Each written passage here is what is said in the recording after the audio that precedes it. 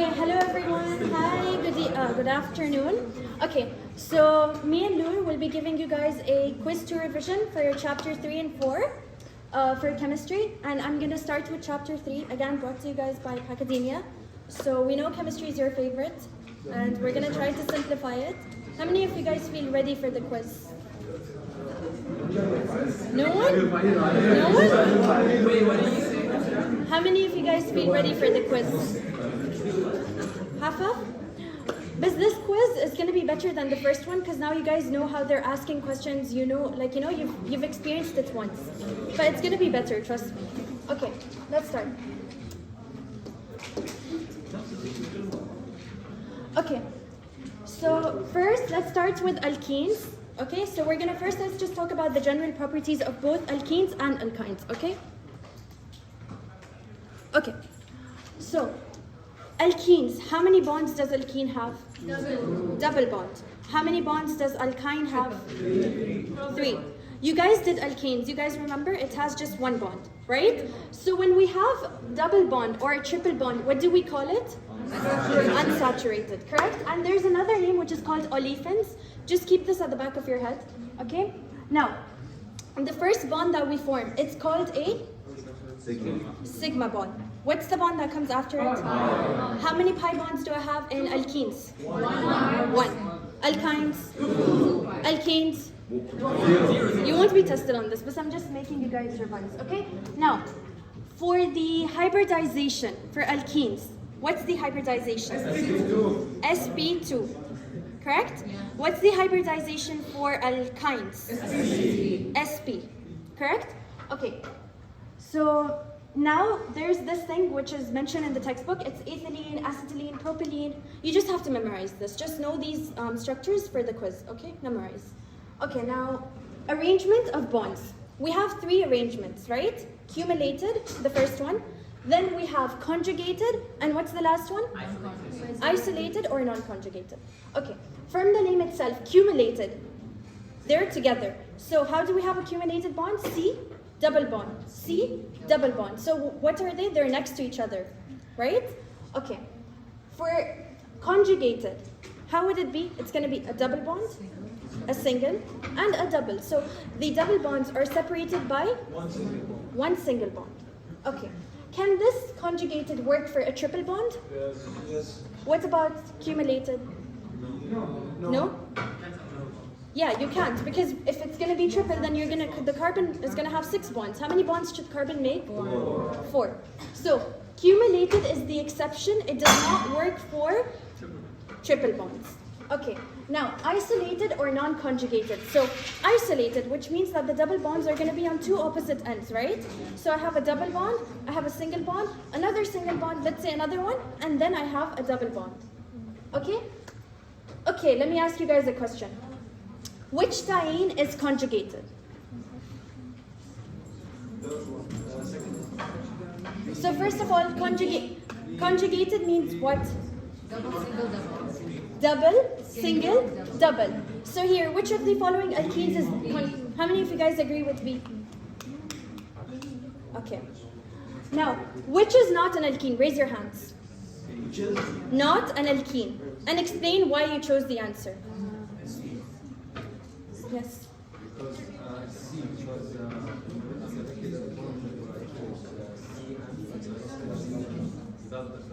Without the +2. Okay, so the answer is correct. It's going to be C. Why is it C? Because the formula for alkene is going to be CN. H2N. What does N stand for? Number of carbons. Give him a Hershey's. Okay.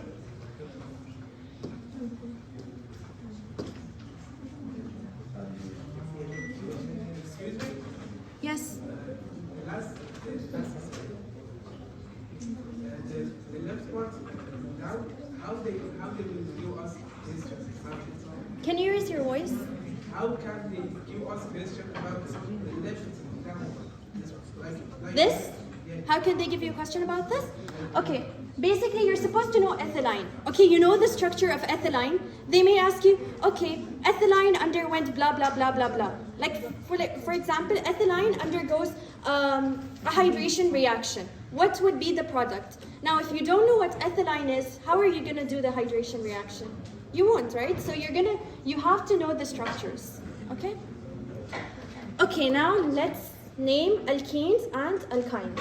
Okay, so I made a few steps for this. You don't really have to go in order, but it helps you organize yourself, right? Okay, so to start with, what are you going to do? You're going to identify whether it's an alkene or an alkyne. Let's do it together. Okay, so I have an example over here. What do you guys see? Do you think it's an ene or an ein? Ene. Why? Double bond. Easy. So the first step, just identify the suffix, which is going to be ene in our case. Why? Because there's a double bond. Okay? Now, you're going to check how many of these double bonds are present. If I have 2, diene, 3, multiple, polyene. And if I have a compound that has both a double bond and a triple bond, what do you call it? An ene. Okay, so in this case, how many double bonds do I have? 2. So what am I going to put the suffix? Diene.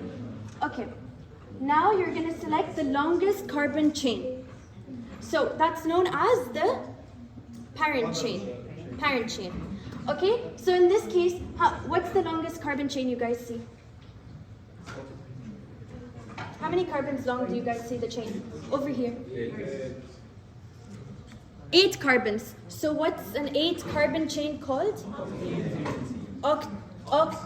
Octadiene in this case. Okay, if I tell you guys, what's a 6 carbon chain called? Hexadiene in this case. If it's a normal 6 carbon chain with a double bond, hexene. Correct? Okay. Now, make sure that you guys know the rules. Okay, everyone knows how to start naming it, but here everyone makes mistakes. If you have a double bond and a triple bond in the same hydrocarbon chain, who gets the priority? Double bond, right? Okay.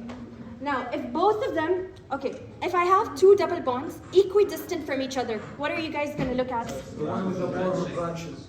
The branches. The branch should get the lowest number, okay? And if, so the branch must have the lowest number. Now, okay, if you have many double bonds and triple bonds, how are you going to number? You're going to number from the side. So, okay, I have this compound, okay? It has a double bond here, and let's say it has another double bond along the hydrocarbon chain. Now, it's a double bond and a double bond. Which one would get priority? The one that has the least number in this case, okay? Or it could be a triple bond and triple bond, so you're going to give the priority to the one that has the least number. Okay. Now, if you have multiple double bonds, you don't really have to mention the location, okay? So, I'm sorry, if you just have one double bond, you don't have to mention the location for it. It's not a requirement. But if you have multiple triple bonds, you are going to mention its location. Even if it's just one, you're going to mention the location. When you have multiple double bonds, will you mention the location? No. Yes, yes. If you have just one, not required. If you have one triple bond, yes, it is required for a triple bond. If you have multiple triple bonds, yes. One double bond is still required. What if it's in the middle of the chain? It's not really required, but you can of course mention it. As a triple bond, it's a must. You can never write it without mentioning the location. Okay? Okay, so until now, we've called this an octadiene. Do you guys think there's something missing? Like, can I just name this octadiene and end my stuff? The methyl group. So now you're gonna indicate, first let's indicate the position of the carbon, right? So the double bond carbon. So, where do you guys see the double bond? On the right. Towards the right, right? 2 and 4. Why did I not say 3 and 5? You start with the first side, okay? So you start here, you're gonna say it's a 2,4 octadiene. Now, what's left? The methyl group. So which position do you guys see the methyl group? 6. Okay. For this question, raise your hands and answer. Yes. B. Why do you say it's B? Why not C? Because of the alkyne bond. So which one gets priority? The double bond, right? So we said it's 1 octane. Does anyone have any questions regarding this? Yes. This is a hectane. Like above. Are you talking about this one? Yeah. What is a moon? Okay, we're gonna make it an octene.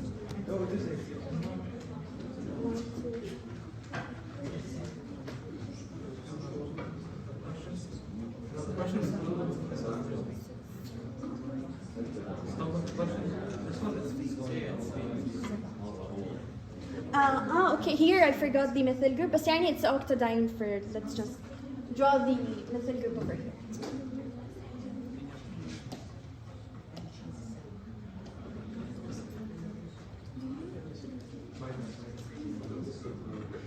Bismillah. You get the point, right? Everyone gets the point? Okay. Anyone has questions regarding this question mentioned over here? Okay. Anyone has questions regarding naming? Please ask. No one? Clear? Do you have a question? The answer is going to be B. Do you know why? Because we're going to give priority to the double bond. We're going to give priority to the double bond.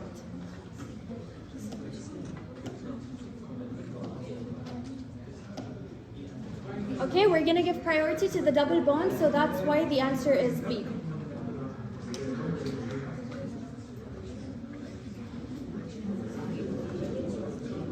Okay.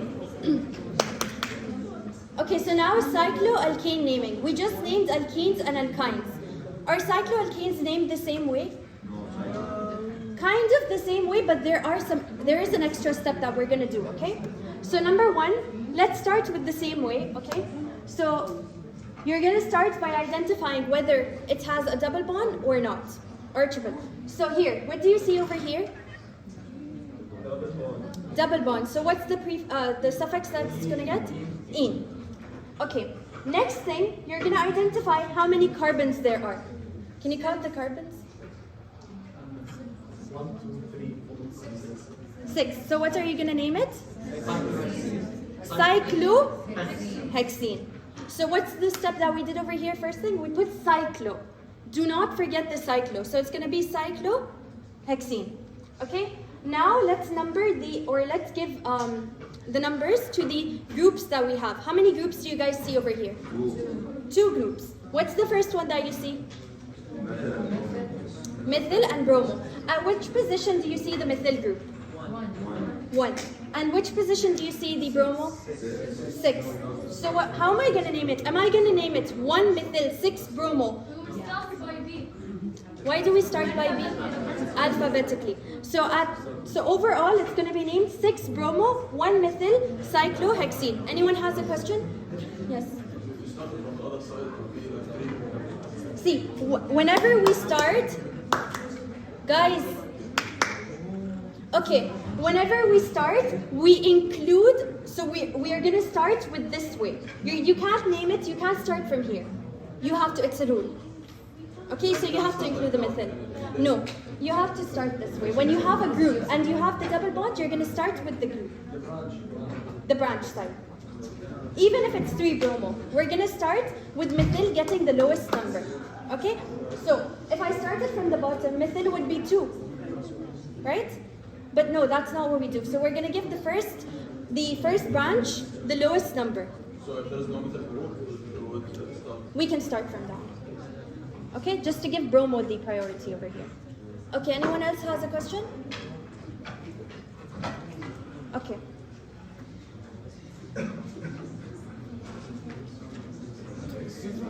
Yes?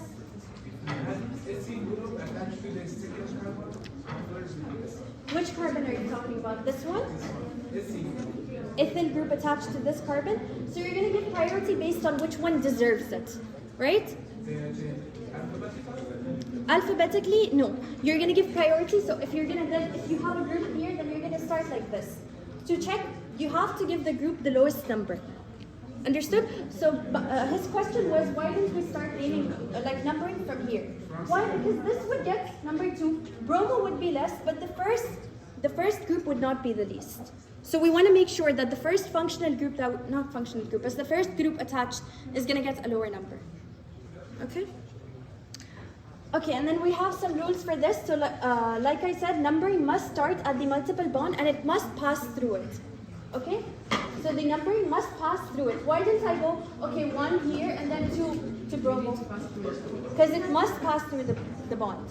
Okay?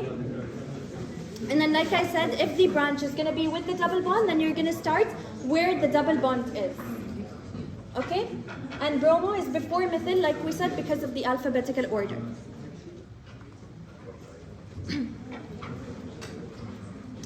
Okay, now let's talk about the properties of a double bond. Yes? Can we go back to the previous example? Yes. The second example, if instead of SD we had MD. Can you repeat? Instead of, in the second example, instead of methyl, second one. Okay. Yes. Instead of methyl group, we had an ethyl group. Okay. And instead of the 2 position, we had a methyl group. How do we count? So you're still gonna start, you can start from here then. But ethyl is alphabetically before methyl. Yeah, but we can give priority. So you said ethyl would be here, ethyl would be here, and methyl would be here, Yeah. and bromo would be here instead. I think you can start from here. Yes. Let me make sure of this, but yeah, I think you can. Right? So we want to pass through it. Okay? So we give the first one the lowest number. But again, I'll make sure of this example.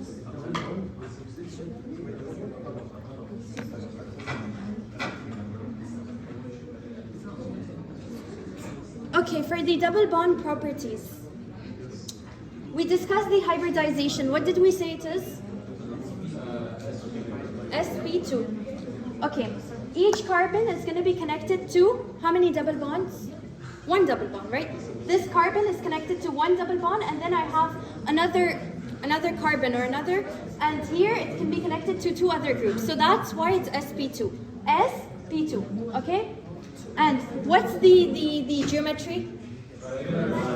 Triangle, planar. What's going to be the bond angle? 120 degrees. Know this, okay? Know the bond angles and the geometry. Now, is double bond shorter than a single bond or no? What about the triple bond? Shorter than all of them, right? Okay. Okay, guys, you should know how a double bond is formed. They can get a question from this, and we did get a question. How do they form a double bond? First thing is the sigma bond. How is the sigma bond formed? End-to-end overlap of what? 2 sp2 orbitals, correct? And how do we form a pi bond?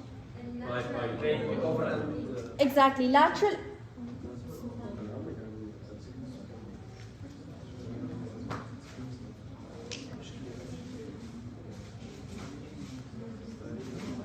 Okay, here we can see what? We can see a lateral overlap between what? Between 2 adjacent p orbitals. And that's how I form what? A pi bond. Okay, who can answer this question? So you could be brought a question like this.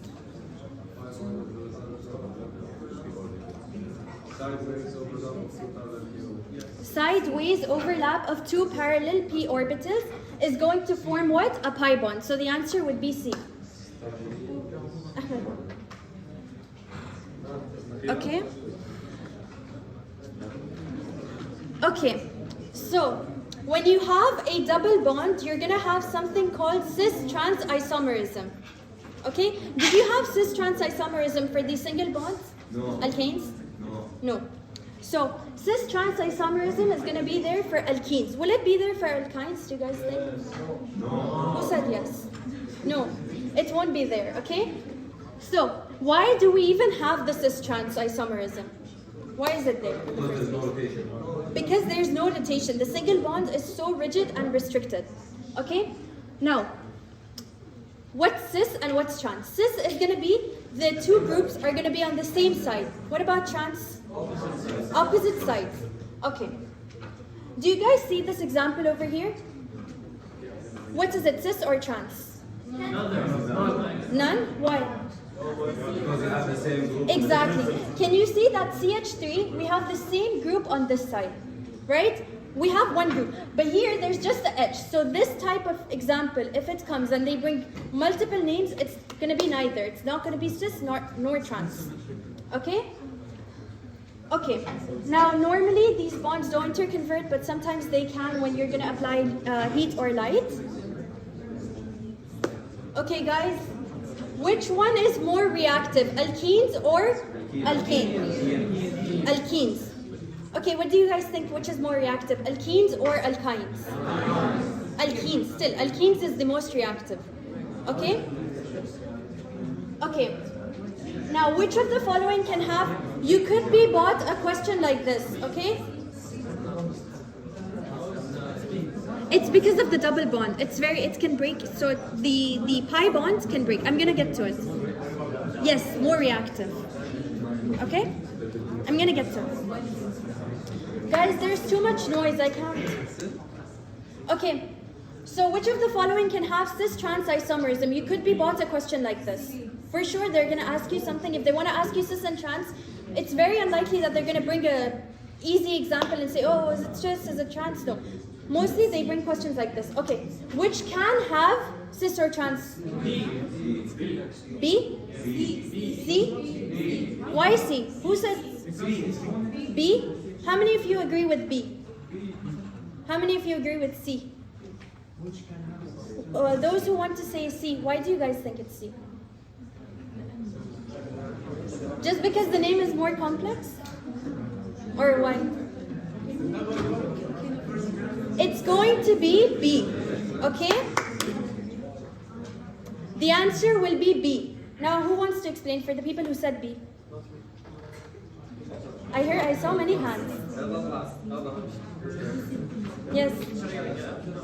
No, it's like, okay, and 3-methyl 1-hexene, the double bond is on the first carbon. Exactly. So there's 2 hydrogen bonds bonded to that same carbon. So Yes, all of these, first of all, we can just eliminate hexine, yani it's an alkyne. So it's not in the options. Now, 1-hexene, 3-methyl 1-hexene. Can you see the common pattern is 1-hexene? The double bond is in the first, right? So it can't form cis or trans. It must be at the second or third or fourth, like this, okay? Anyone has a question? Okay.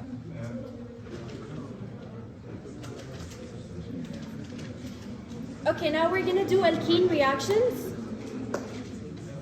Okay, so we have 4 basic reactions: addition, elimination, substitution, and rearrangement. From this, alkene mostly does which type of reaction? Addition reactions, and so does alkyne. So the most common one is going to be addition. So a very, very easy example is an A plus B will give me AB. A very easy example. Okay, so when you do a addition reaction for alkene, which bond is going to break from the alkene? The pi bond, which is the second bond, right? And when you bring, like for example here I have a compound AB. Which bond breaks? Sigma. Because why? There's just one bond. It's the sigma bond. Okay, then you're going to form 2 new sigma bonds. Okay, and then we have the elimination, substitution, rearrangement reactions. We'll go more in detail about the reactions now. Okay, before I explain to you guys the reactions, I want you to know something called Markovnikov's rule. Markovnikov's rule is basically for asymmetric alkenes. They're not always going to be, like, oh, we're so nice, we're going to bring symmetric alkenes. No, they could bring asymmetric alkenes. And in this case, you should know where each group is going to attach, right? Okay, so unsymmetric alkenes are going to have, for example, over here, this is an Okay, so here we have an unsymmetric alkene, right? And the H, where do you guys think the H goes in an unsymmetric alkene when it adds? Yes, to the carbon that has more hydrogens or less groups attached. What about the, if I have, like, for example, an OH group, where would it go? The one with more carbons. Okay? So this is an example. So first the H will attach to which side? To this side, because I have more H's. And then step 2, we have, like, for example, an X group. It's going to attach here. Why? Because here I have a methyl group. Okay? Okay. When you have this mechanism, you're going to have 2 products, a major product and a minor product. You're mostly going to look at the major product, which is what we just explained. H will go to the place where there are more H's. There will be a very small minority of this minor product forming where the H can actually attach to the side which has more carbons. But this is just a minor thing. Basically, when they're going to bring a question, you're going to do which method? The major method. You're going to select the major product. Sometimes they even ask you, okay, we're going to bring this question and they're going to ask you, which of the following is a minor product of this reaction? That's when you're going to do this method. Okay? Okay, so the mechanism of electrophilic addition. So I have this compound over here, H positive. Is it electrophilic or is it nucleophilic? Electrophilic. Why? Because it's positive. It's looking for electrons. Electrons are what? Are they negatively charged or positive? Negatively charged. Okay? So, in this case, I'm going to break the double bond. Electrons are going to go here to the H. Okay, H attaches. I have the H attaching. When I broke the double bond, what forms? What happens to the carbon? Partially positive. This is known as carbocation. Okay? So when I have the carbocation forming,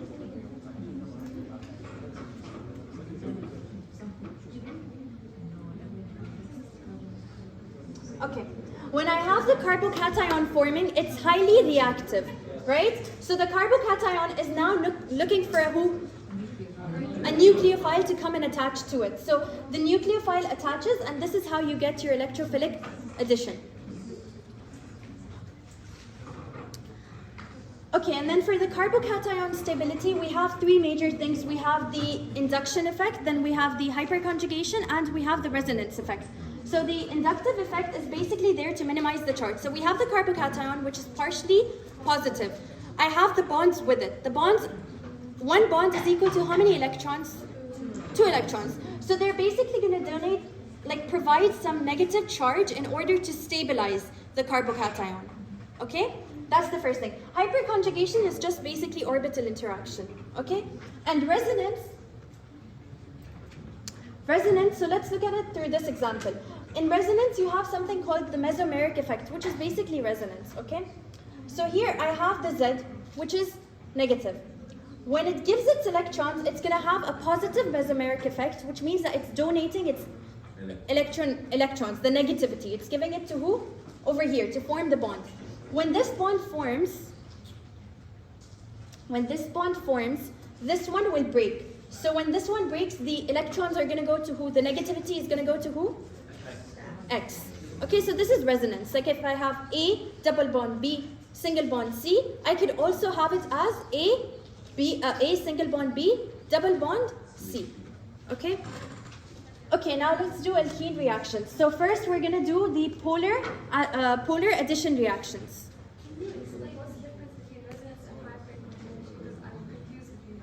Hyperconjugation, you don't have to go into too much details, but it's just orbital interaction between the CH bonds. Basically, they can overlap. Do you see?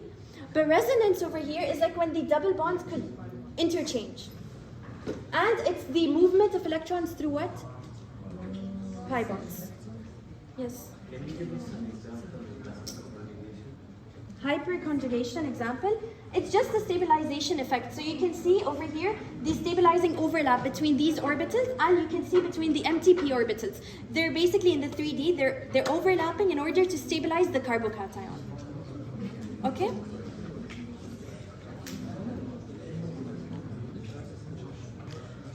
Okay, so to begin with, let's do the polar addition reactions. Number one reaction we have is the addition of acids.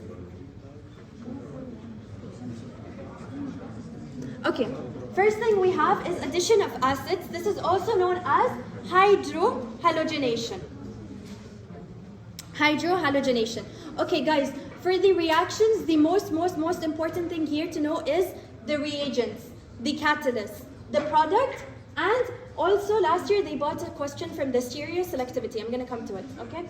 So, the reagent for the addition of acids would be what? Just acids. The acid, HA, okay, where H could be, the A could basically be an halogen, right? So it could be HF, HCl, HBr, whatever. And then it could also be sulfuric acid, right? Now, when we're following the Markovnikov rule over here, the H would go where? The one with most hydrogens. The one with less substituted or more hydrogen, same thing. And the X would go where? Or the halogen? That's more substituted, okay? So here's an example. An intermediate that you're gonna form is what? A carbocation.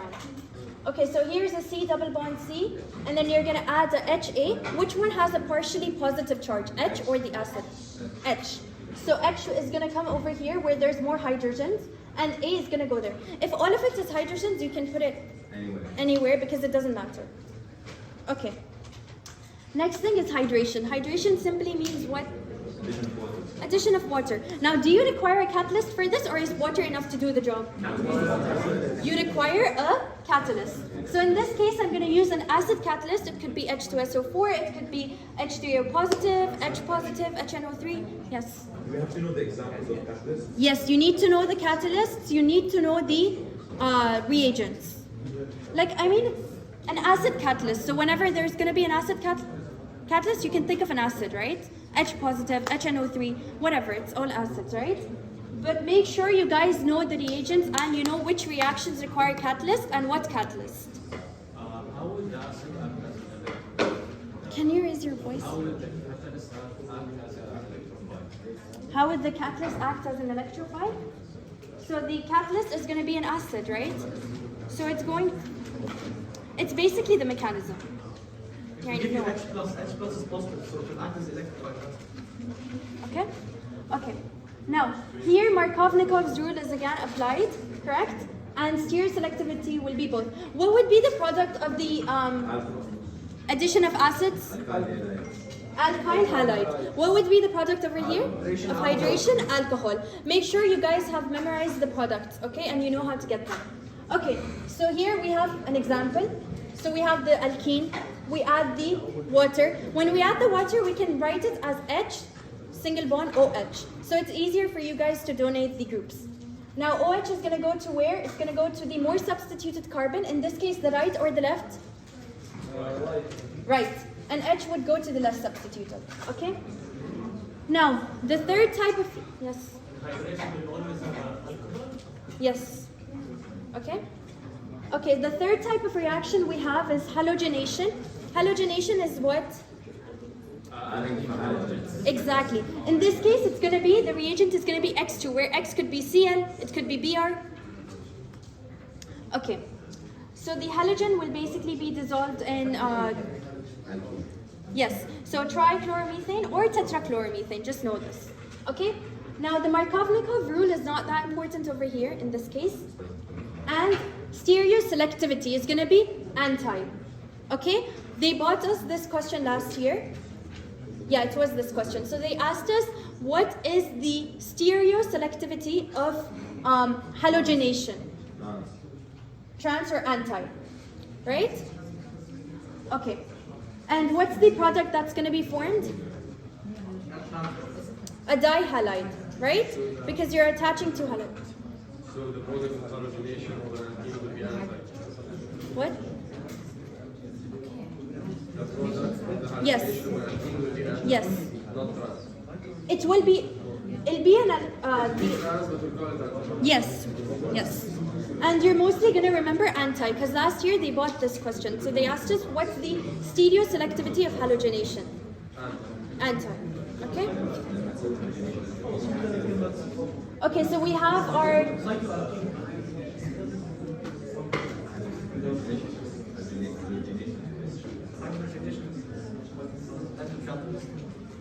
Okay, so for the intermediate, it's going to be a cyclic structure.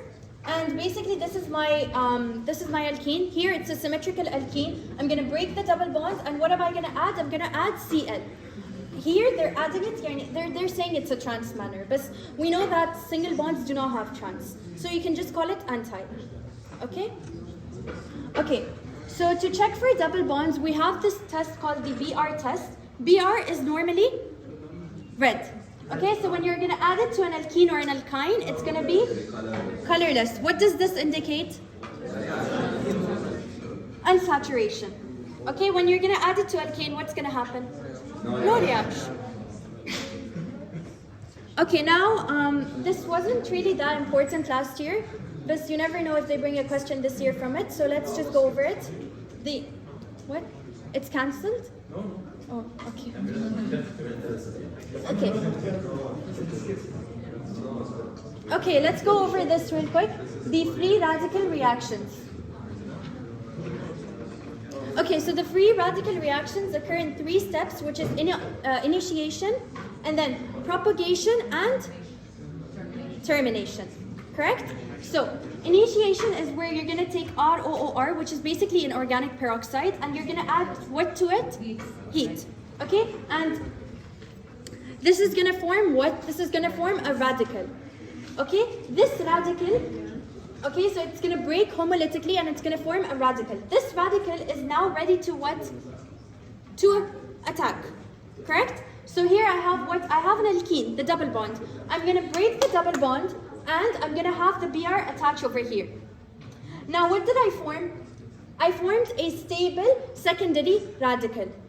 Now what's going to happen? Now this is ready to react. Here I bought an acid, HBr. Now this is ready to react, so it's going to react too, and it's going to form another radical for Br. So it's a continuation, forms radicals, right? A chain reaction. So to terminate this chain reaction, I'm going to have 2 radicals react together, and I'm going to form Br2 in this case. Okay? And this is how you're going to terminate. So you're going to make 2 radicals react together. Now again, this is not very important, but just know the general mechanism and know the 3 steps. Initiation, propagation, and termination. How they give us question, like they will give us this? How can they give you a question on this? Okay, they can give you a question, for example, okay. Organic peroxides react using which type of mechanism or which type of reaction? So you would say a free radical reaction. Or they could ask you, they could also ask you, okay, so when we do this reaction, we're going to form something called polymers. So they could ask you, polyethylene is formed using which type of reaction? Your answer would be? Yes, free radical reaction. Okay. Okay, so we have more alkene reactions. Let's go over them. So we have hydrogenation. What's hydrogenation? Adding of hydrogens. Is it catalytic? Does it need a catalyst? Yes. Yes, it does require a catalyst. Okay, so know the reagents. Know that it requires a metal catalyst, which could be PT, PD, Ni, RH, all of these. Know the catalyst, know the reagents. Okay? Okay, so it's going to basically activate the H2 bond. Markovnikov is not that important. The stereoselectivity is going to be syn. Okay, so they're both, the H's are going to attach where? They're going to attach at the same side. Syn means? Same side. Anti means? Opposite sides. Okay, so the product of hydrogenation is going to be your normal alkane, which is mostly going to be, here it's cis, but what do I mean by cis when I say this? Syn. Because why? Because alkanes don't have cis or trans, right? Okay, now the intermediate, okay, not that important. Okay, for example, I have this example over here. I have my alkene, cycloalkene. I broke it, and I'm gonna get what? I'm gonna get a syn product. Okay? Okay. Now we have the permanganate, which is basically an oxidation reaction, and permanganate reaction is really important for testing purposes. We're gonna see now. Okay, so the permanganate reaction, the alkene is basically more, what did we say? The alkene is what? It's easier to oxidize than an alkene because it's more reactive. Okay, what's the reagent for permanganate? KMNO4 and H2O. KMNO4 is going to be purple in color. Guys, please memorize the reagents and the catalysts, if any. Okay, so they could bring this and they could ask you, okay, they could bring, for example, let's say they bring this whole reaction. And they ask you, what would be the reagent for this reaction? Your answer would be? KMNO4. Okay? Now, the stereoselectivity for this would be mostly, again, cis. Okay. The product is going to be cis for cyclo in this case. Okay, when you have a cyclo product, it's going to be mostly cis. I remember seeing this in a question, so that's why I included it over here.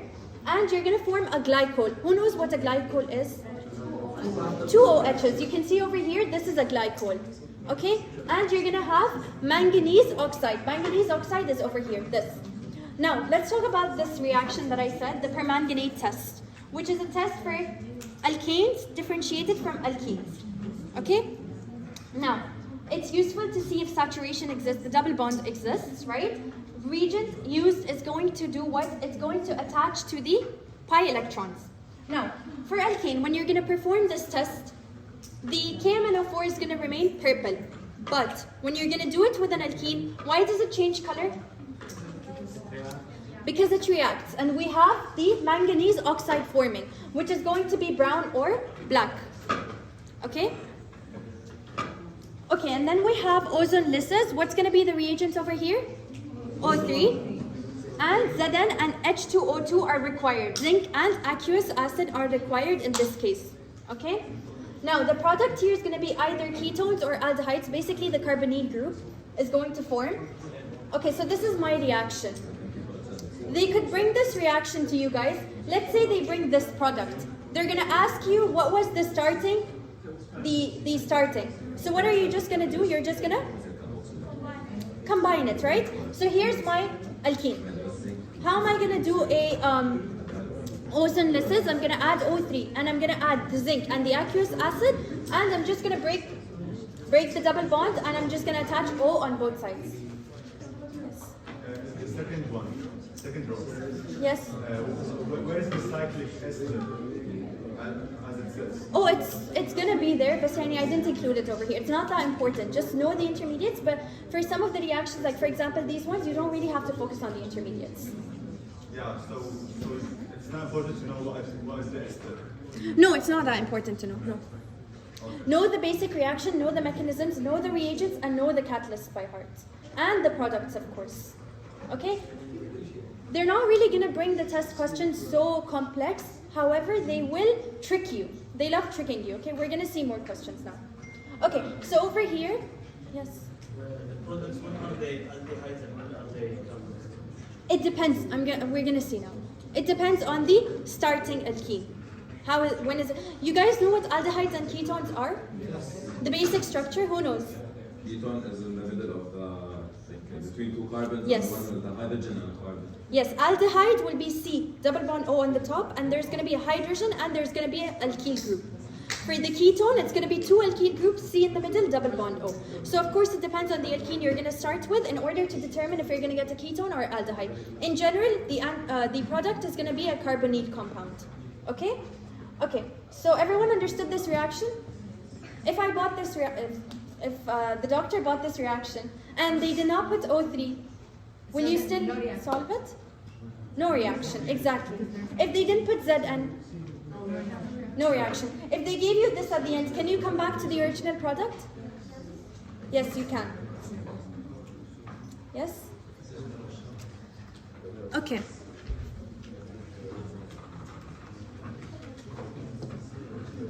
Excuse me? In here you say for the product, for the hydrogenation product, alkene, you say cis. What is cis extraction?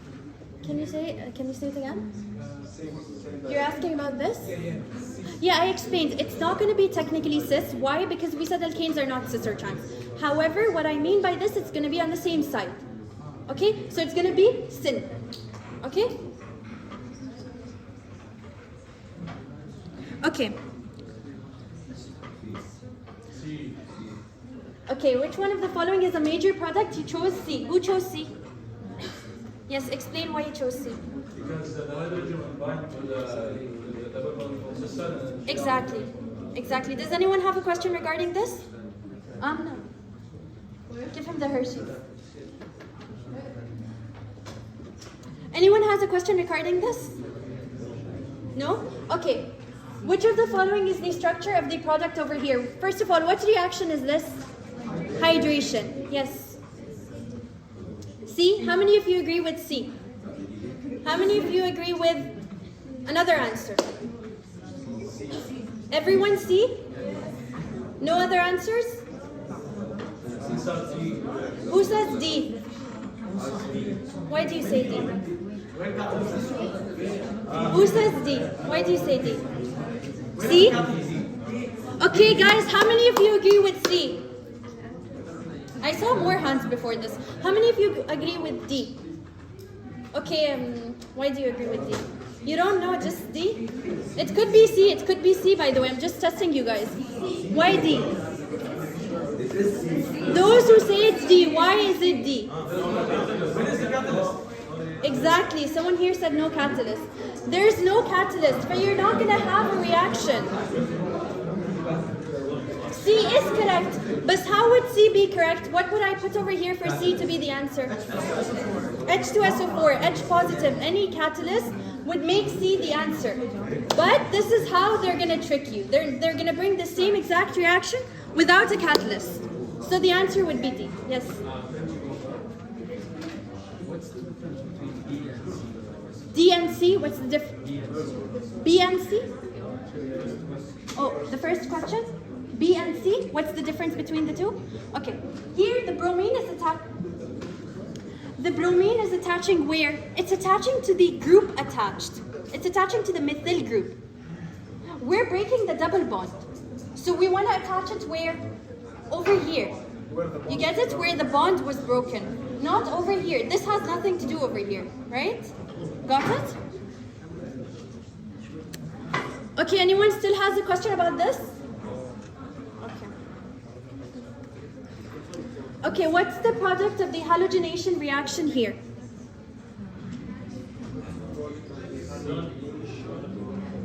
What would be the product of the halogenation reaction over here? Who says B? How many of you say B? How many of you say C?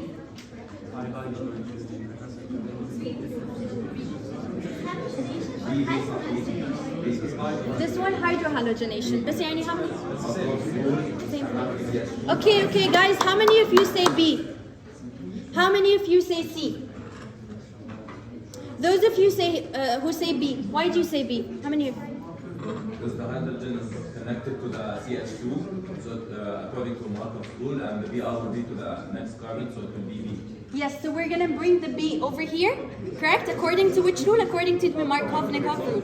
And where are we gonna take the H? Does this reaction need a catalyst? No need, because it's strong enough to do the reaction. The reaction before this did need a catalyst. Okay, what about this? The answer would be B, right? According to the Markov-Nikov rule, yes. I can't hear you guys, I can't hear. How would we, okay. Guys, how would I determine in this question where do I put the BR? The one with most problems. According to the Markov-Nikov's rule, BR will go to the C that has more carbons. That's more with the group. So here I have this C with more carbons. Okay? Okay, guys, question number 4. B? Sure? Exactly. This is an easy question. They can just bring this, just separate it, and you're gonna get B. What if I got this? Then you're just gonna choose this as the answer. Combine it. Combine, break. Combine, break. Easy. Okay. Let's move to alkynes. What did we say about alkynes? What's the bond? It's gonna be a? First of all, how many bonds do I have? A triple bond, which consists of 1 sigma, 2 pi. Okay. Now, what's the hybridization? SP. Anyone here knows what would be the S character? 50%. 50%. We'll come to it later. But... Okay. Now, what would be the bond angle? 180 degrees, which would be linear. Okay. Like I said before, it would be less reactive than the alkenes. Okay? Just know it as a fact. The pi bond in the alkenes is more reactive. Okay? Now, know how the pi and the sigma bond over here forms. What did we say? How did the pi bond in alkene form? Yes, sideways over. What about the sigma bond? End on overlap. Over here, how does the sigma bond form? Again, and on overlap but of S2sp orbitals. Okay? How does the pi bond form? Perpendicularly, side by side or lateral. Side by side or lateral are basically just synonyms. So they could bring side by side or they could bring lateral. It's the same thing. Side by side or lateral overlap of two p orbitals. Memorize the way that alkenes and alkyne bonds are formed. Memorize the sigma and the pi bonds. They will bring this in they could bring this in a multiple choice question. Okay, again, over here for alkynes, we're still gonna have the Markovnikov rule. Okay, so for alkynes, we're gonna have the Markovnikov's rule. For which type of alkynes? Unsymmetrical alkynes, right? Okay, so here everyone knows how the Markovnikov rule works, right? It's gonna go to the more, the hydrogen goes with more hydrogens and carbon goes with more carbons, right? Okay. Now, for the alkyne reactions, to begin with, we have halogenation. Again, what's halogenation? Adding of halogens, which in this case is going to be X2. What could X be? Br, Cl, whatever. Okay? Now, the mechanism. In this case, I've taken Br. Br, it will first attach to the trans here. It's going to attach to the trans alkene, and second, we're going to see now. Let's see it in this example. Okay. I have what? I have an ethyne. Okay? I'm going to add my Br2. The way that the Br2 is going to attach is going to be in what type of manner? A trans manner. So the stereoselectivity over here is going to be anti or trans. So what would the product be if I just add 1 mole of Br2? Alkene. Let's see now. Okay. Like I said over here, I added 1 mole of the Br2, right? 1 mole, but it's still 2 Brs. If I have 2 moles of Br2, how many Brs would I have? 4 Brs. Okay, so trans 1,2-dibromomethane. Okay, and then if I add another Br2, tetra. So it's gonna form what? It's gonna form an alkane. Okay, everyone understands this part? So 1 mole is gonna be giving me alkene. 2 moles, alkane. Okay, for hydrogenation reaction, what catalyst do we have? Lindlar's catalyst, which is going to be what? It's going to be PD, palladium. It's a special catalyst, exactly. Okay, and you're going to have H2. Why? Because it's hydrogenation, right? Hydrogenation needs a catalyst, and in this case, it's going to be Lindlar's catalyst. Okay, so what would be the mechanism of action? Syn or anti? Which one? Syn. Okay?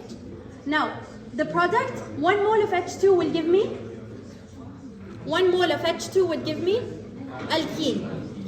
2 moles of H2 would give me alkane. Same thing as over here, but what are we replacing the Br with? H, because it's hydrogenation. So again, I have this compound which has my triple bond. I'm gonna break the first bond by adding 1 mole of H, and I'm gonna get butene. Everyone understands this? Okay. So hydrogenation is a type of addition reaction, and it requires Lindlar's catalyst, which is PD palladium. Okay? In this case, it's gonna be the stereoselectivity is gonna be syn. Okay? And we're gonna form. So if I add 1 mole of H2, what am I gonna form? Alkene. If I add 2 moles of H2, alkane. Correct? Okay. Now, when it goes from alkyne to alkene, it needs a weak catalyst so that the reaction stops. Okay? And when it goes from alkyne to alkene, we need the full saturation. We want the whole reaction to happen. Okay? Yes?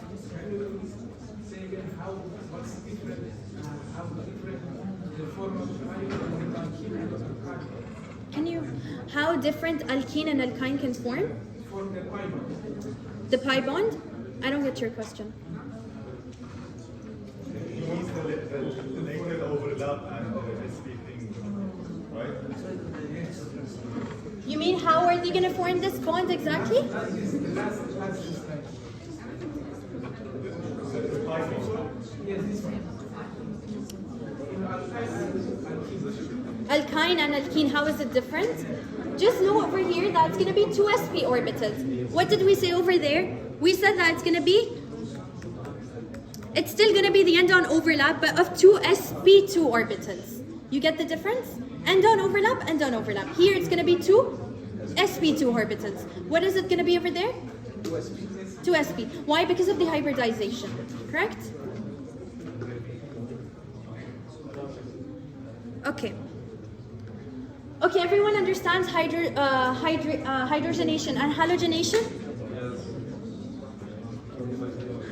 Okay. Now, we have the third type of reaction known as hydration. What's hydration? Adding water. Is water strong enough to perform the reaction? No. What do I need? A catalyst. In this case, I'm using an acid catalyst, so it could be H2SO4 or H positive, whatever. It's an acid catalyst. Okay. And what's an extra thing I need in alkynes for hydration? Mercury ion. Okay. It's gonna again follow the Markov-Nikov's rule. So OH would go to which side? More substituted. Okay. So the first thing you're gonna form, yes. Yes, alkenes do not have it. They're satisfied with their acid catalyst. Alkynes need a mercury ion, mercuric ion. Okay, so the first thing I'm gonna form in this case is gonna be an enol, which is a vinyl alcohol. Guys, there's too much noise. So the first thing I'm going to form is the enol, which is a vinyl alcohol, and then I'm going to form a ketone, which is a carbonyl compound. Correct? We already discussed what a ketone looks like. Okay, so let's take this example over here. Usually when you write chemical reactions, it's all going to be in one line. I wrote it like this because there was no space, okay? Okay, so I'm going to start with my triple bond, and then I'm going to add the H positive, which is my acid catalyst. And then I'm going to add the HgSO4, which includes my mercuric ion, and water, correct? Now, okay, so we said the OH is going to go to the more substituted carbon, H is going to go to the less substituted carbon. And I'm going to form the first thing known as vinyl alcohol, or enol in this case. Okay. Okay, then what do we have? We have the rearrangement of the bonds. This is not the same as resonance, by the way. Okay? This is just the rearrangement of the bonds. When I rearrange this bond from here to here, what did I form? A ketone. Okay, everyone gets it?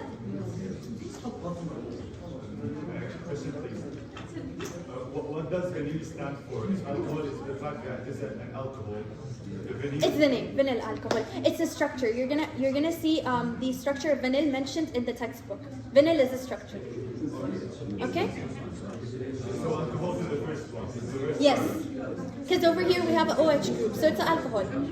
Okay? And the structure is it's a vinyl. The parent or whatever is vinyl. Okay? And then we're gonna form a ketone, a carbonyl compound. Okay, then we have acetylide formation. Okay? For this, the reagent is gonna be Na positive and H2. Yes. And it's gonna be a strong base. It's basically a strong base. And we need what? Liquid NH3 for this. Make sure you guys are memorizing the reagents and the catalyst because it's so important, okay? They could bring a reaction. Let's say this reaction. But what reagents are they using? For, let's say, for halogenation, basically. Will you perform the reaction or would you say no reaction? No reaction. Okay? Now, the product in this case would be an acetylate anion. So the way that I solved this, like in foundation, I just used to break the single bond over here and just make the C positive, yes. What did you say just before that? For the halogenation. Oh, okay. Basically, let's say they brought this whole reaction to you, right? And instead of putting liquid NH3, they bought the reagent for halogenation. Let's say Br2. Will you still perform the reaction? No, because it's not the same thing. You cannot do it over here. Okay? Like the product is, they'll bring this whole reaction, but they'll remove liquid NH3. They'll put Br2 instead. Will you do it? No. Okay? So they could switch the catalyst, the reagent, whatever, so make sure you know which reaction has what. Okay. And then we have the product called the acetylate anion. So here I'm going to break the CH bond, okay, and I'm going to attach the Na positive from where? From my strong base over here. Okay, and I'm going to form the acetylate anion. This is a really simple reaction. I mean, you guys, every time it's going to be almost the same thing. Just attach the C with the electrons, right? And the Na positive over here. Okay? Okay. Sorry? The H will attach over here and form NH3. Okay, it's gonna go with the NH2. It basically, this compound splits. Na positive will go with the carbon and NH2 will gain a hydrogen. Okay, from here. Okay.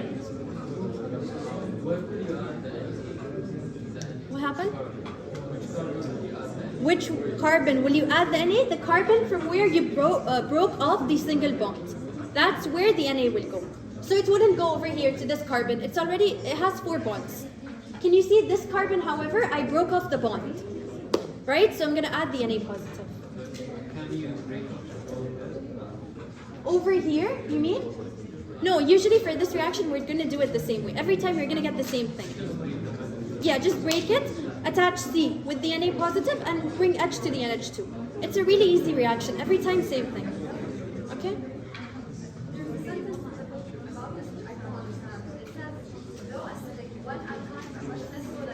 Can you please? Low acidic, one alkaline are much less low than water. Acetylide can therefore be hydrolyzed to alkaline by water. Internal alkynes are more essentially acidic hydrogens. I don't understand. I'll explain it to you, but you don't really have to go into too much details about this, okay? But you should know the basic mechanism. You should know the reagent, the catalyst, and everything.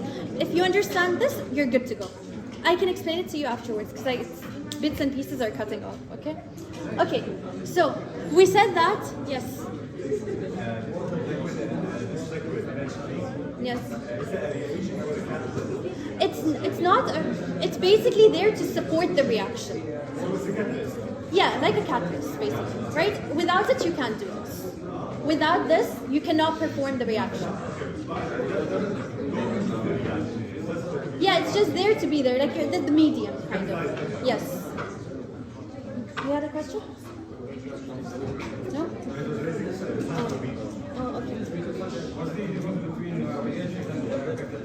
Okay, guys, can we put the volume? Okay, the difference between the reagent and the catalyst, reagent is what we're going to give the reaction, right? A catalyst is something that's going to let the reaction occur. It has something to do with the kinetics of the reaction. So it's going to make the reaction occur. It's going to, it's going to cause it to occur. Yes. Yes.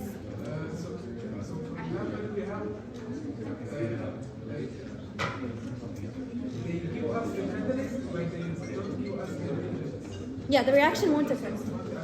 No, you need both of them to be there. Yes. A reagent is going to be added to the reaction that we're doing. A catalyst is going to be there because without this catalyst, okay, without both, of course, the reagent has to be there for you to perform the reaction. It's part of the reaction. The catalyst is going to be there to stimulate the reaction. So the reagent is the product. It's the reactant. Okay, it's part of the reactant. But the catalyst is present in some of the reactions which can't occur by themselves to stimulate the reaction. Okay? Okay, guys, who can tell me about the S character? So we said if we have a higher S character, will the acidity be more or less? More. Correct? Now, for this sp3, what's the S character? 25%. Why? Because 1/4. You guys get this point? Like how to calculate the S character? Because they could bring a question, okay, what's the S character in SP? 50. How about the S character in SP2? 33%, like this. Okay? How do you calculate it? 1/3. Yes, everyone gets this? Okay. Okay, adding water to acetylene. Okay, adding water to acetylene, C2H2 in the presence of sulfuric acid and mercuric acid is going to give me? How many of you say aldehydes? Who says aldehyde? You say aldehyde? Who says aldehyde? Yes. Who says carboxylic acid? Okay, why do you think it's a carboxylic acid? Okay, guys, how many of you agree with Ahmed saying that's aldehyde? You say aldehyde? Okay, how many of you guys agree? No one agrees with the aldehyde? Why is it aldehyde? Because the OH is in the end. When we do carbon hydration, we're going to bring the H down to the next carbon. Exactly. Guys, I know that we mentioned over here, and this comes back to your question, when do we know if it's a ketone or an aldehyde? Where was it? Okay, exactly. So, where was it? Where was it mentioned?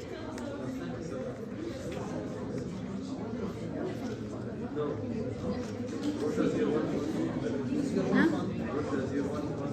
So fun. So fun. It's better than foundation, trust me. It's just more free time, yeah.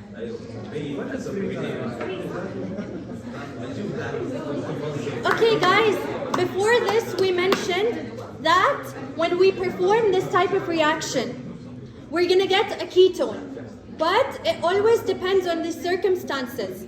Over here, when I'm gonna add it to acetylene, who asked me how could the question come? It could come like this. So they could not give you this in the bracket. You have to know what acetylene is. It could be this way, you know? So when you know that acetylene is C2H2 and you're gonna perform the reaction, you're gonna see that you're gonna form an aldehyde. Because we know that ketone consists of what? 2 alkyl groups. But aldehyde has a hydrogen and an alkyl group, right? Yes. Everyone gets this point why the answer is aldehyde? No? Because you have, like, if water was added another time, you bring another high bond and it will form a carboxylic acid. Yeah, but for now we're saying the normal, which is gonna be an aldehyde. We're just saying the first time. We're now gonna form a carboxylic acid over here. Okay? Okay, how many moles of H2 are gonna be added to convert ethyne to ethane? 2 moles or 1? 2 moles, right? If it was ethene, it would be 1.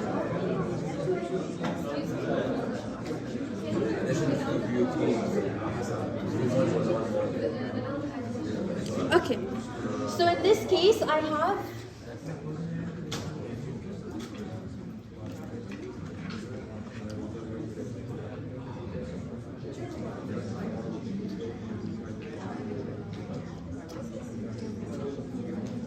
okay, guys, when we said that we're going to add sulfuric acid and mercuric acid, what reaction did we say we add this to? Hydration. So what are we adding basically in this whole reaction that I gave over here? Water, right? Hydration for alkynes. Let me see if it works with the African.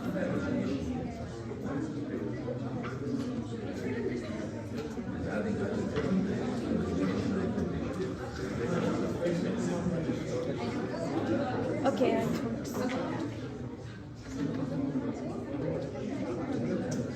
Okay, guys, focus for this question. So I have my C2H2. Okay? C2H2. Now, when I have mercuric sulfate and sulfuric acid, what's the reaction? Hydration. What am I adding? H2O or HOH. Correct? Okay? So, I'm gonna break this bond. Let's just imagine, okay? So I have my triple bond. I'm gonna break the first bond. Where will the H go? Okay? It's gonna go to the place with more hydrogens. Okay? And then where will the C go? There's no C. It's just the H. So where will the other H go? To the other side, right? So when I have the double bond, it's gonna be like this. Then I'm gonna do rearrangement, and no, I'm not gonna do rearrangement. But the double bond, do you guys get it? It's gonna be like this, right? So I have my C, I have the double bond O, and on this side, what do I have? H. What's on the other side? A C, a CH2, CH3, right? Do you guys get it? It's gonna be an aldehyde because of the presence of the H. Why? Because in this case, I took acetylene, C2H2. Correct? Everyone gets it? Do you get it now? I can't draw, but I'll draw it and I'll send it in the group, okay? Imagine that. Yes. The reaction? Yes. Yes. You should know the reaction, yes. How to do it. Yes, yes, guys, it's really important to know how to do the reaction, the Markovnikov rule, all of these things are teaching you the electrophilic addition, how to do the reaction, right? Not every time they're going to ask you, oh, what's the product, what's the reactant, what's the catalyst, right? They can ask you, this is the reactant, but what's the product? And then it's going to be a solving question, right? Okay, guys, focus. Yes. I can't hear anything.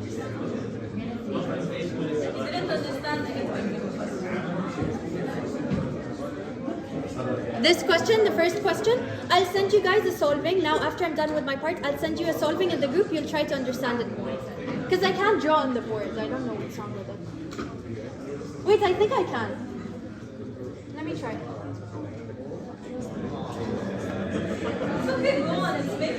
Yeah, I know. Okay, guys.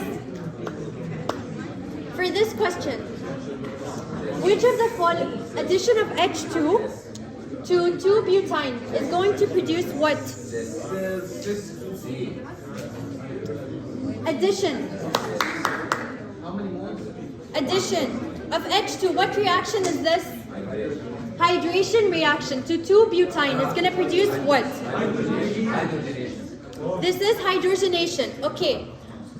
How many of you say C? C? Who says B? B? Who says A? Who says E? Why do you say E? No catalyst. So again, we had 2 trick questions in last year's test without the catalyst. They're gonna trick you. They love to do this. No catalyst. How will you perform the reaction? They won't tell you. They will not tell you. They will not bring the catalyst. Okay, everyone understands this part? Okay? Yes, if there is catalyst, then go with your answer. But where's the catalyst? How will hydrogen perform the reaction? It can't. Okay? Okay, guys, last question. You get a Hershey's if you answer it with your hands up. Yalla, last question. B? How many of you agree with his answer? Exactly, it's really easy. I said it's gonna be the same every time. Okay? Okay, that's it for chapter 3. How will you know the answer?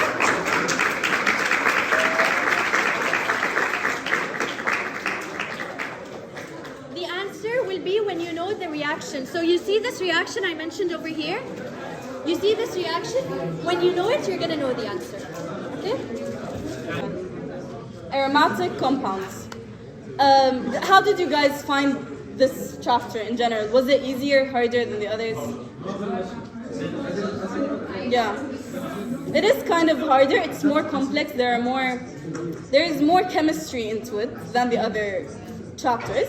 But now when we're going to go through it, I'm going to try to simplify as much as I can. Inshallah, everything will be clear. Tamam? Our artwork. 1 second. Tamam. Okay, so for each group of compounds, we have defining characteristics, right? When we think of aromatic compounds, what makes aromatic compounds aromatic? Can you give me? Having double bond. So having double bonds is that I do this, it still has double bonds. Conjugated, exactly. Can anyone tell me what conjugation is? Double, single, double. Exactly. So you have a double bond, a single bond, a double bond. Okay, it's planar. What does planar mean? One plane. It's on one plane, not be like ups and downs. It's sp2 hybridized. Aroosha just explained it. We're gonna go through it again. And it is obviously highly unsaturated. What is a saturated compound? Exactly. So unsaturated when we have double bonds, and this is obviously very highly saturated. And of course, benzene is the most famous, the main aromatic compound, and it looks like this. I want to ask you a very important question before we get into the details. If I take this carbon, okay, and this carbon, and I'm looking at their chemical properties, do you think they're going to be different? No. What will be the difference? No? Nothing. Exactly, bravo. They are identical. All the carbons in an aromatic ring are identical in all their properties. And this is the most important thing to know when we're talking about aromatics. And they are very stable. This is, with all these other details, is one of the most important factors. Why? Why is it very stable? Resonance. Exactly, resonance. Does anyone know what resonance is? We were just talking about it. Exactly. So now we have here pi bonds. Does it, you see sometimes when we draw benzene, we do this, right? We do a circle in the middle. What does this circle signify? Exactly. These double bonds are not stable. They're not actually here. Like we can't look at this bond and say it's single, or this bond and say it's double. It's not. The electrons are constantly shifting around. It's a cloud, an electron cloud. So each of these bonds as well is identical, right? These bonds are identical because of resonance. The electrons are shifting all the time. And now we're going to talk, of course, in more details, but this is the overview. Huh? It's not shifting, it's all one. Exactly. But when we're trying to explain it, why do we say shifting? Because it's easier. لا ثواني رامي. هو technically because of how it's moving, and because they're all combined, it is one. It is not shifting. They're all identical to each other. But to better understand it, we say that it's moving or shifting. But it's not actually moving in like an organized manner. It's not like, okay, now I'm shifting here, now I'm shifting there. It's not like that. It's constantly everywhere, basically. It's not. That's the thing. It's in between the single and double bond. It's somewhere in between. It's neither this nor that. And هلا we'll see, مثلا, if I ask you about the length, we know that the bond length for single bonds is 1.54. Exactly. But for double bonds? No, you deserve chocolates. Why did you memorize this? Bravo. I just know it. Take it. You have to memorize it. No. يلا مين كمان قال؟ رامي؟ Yes, I said it. Take it. Yeah? You said? لا خلص ولا تدرس guys. Wait for your turn. تمام. طب what do you expect the bond of benzene to be? Will it be like a double bond or a single bond? 1.39 exactly. يلا تعال خدي. لا خلص. Only one person. I like this girl. She's gonna get the chocolate. Okay, it is 1.39. It is in between the length of the single bond and the double bond. So it's not actually this or that, it's in between. You get it? Yeah. Next. طيب. Now we saw benzene, we already discussed this. Why do we think benzene doesn't act like an alkene? Because technically it has double bonds. So it's an alkene. Alkene is not stable, so why? Benzene, why is it stable? It's one of the most stable molecules. Exactly. It's not exactly a double bond. That's what we were saying. Yes, someone was raising their hand, no? Yeah. Resonance again.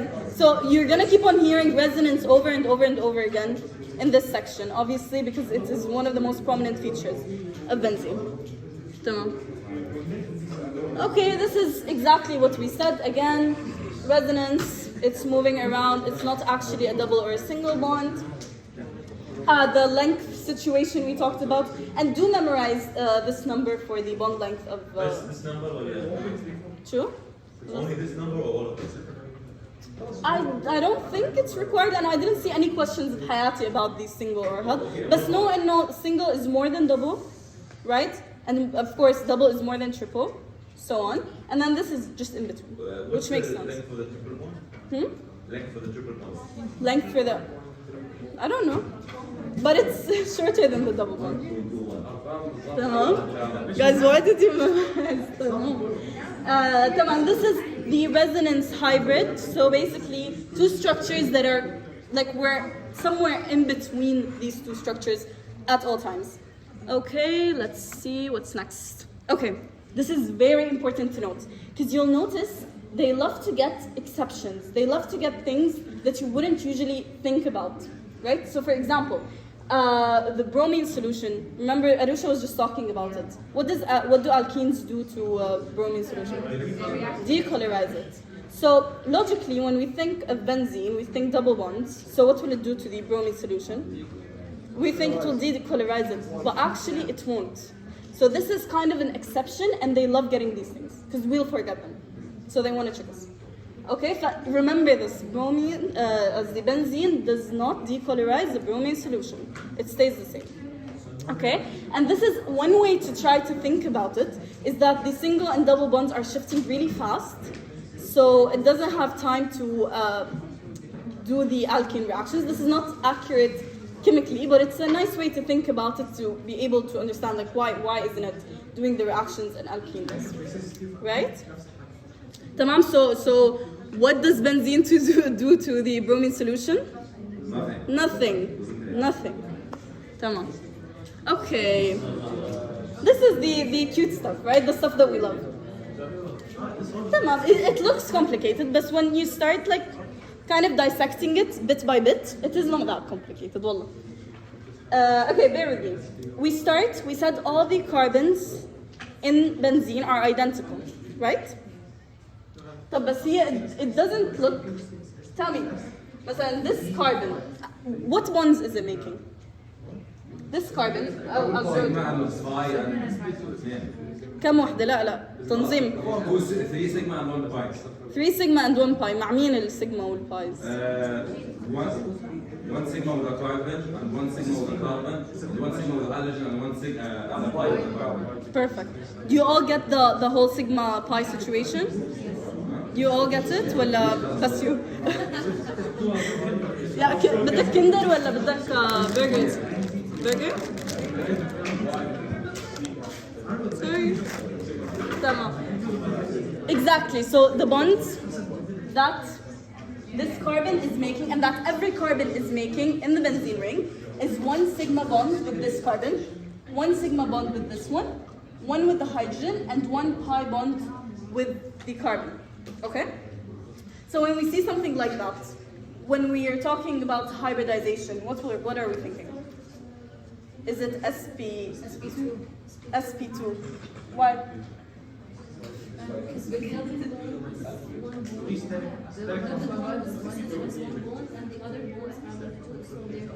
Three orbitals, exactly. You said it perfectly right. Yalla hala. Okay, I'll give you another one if you catch it. That's the new deal.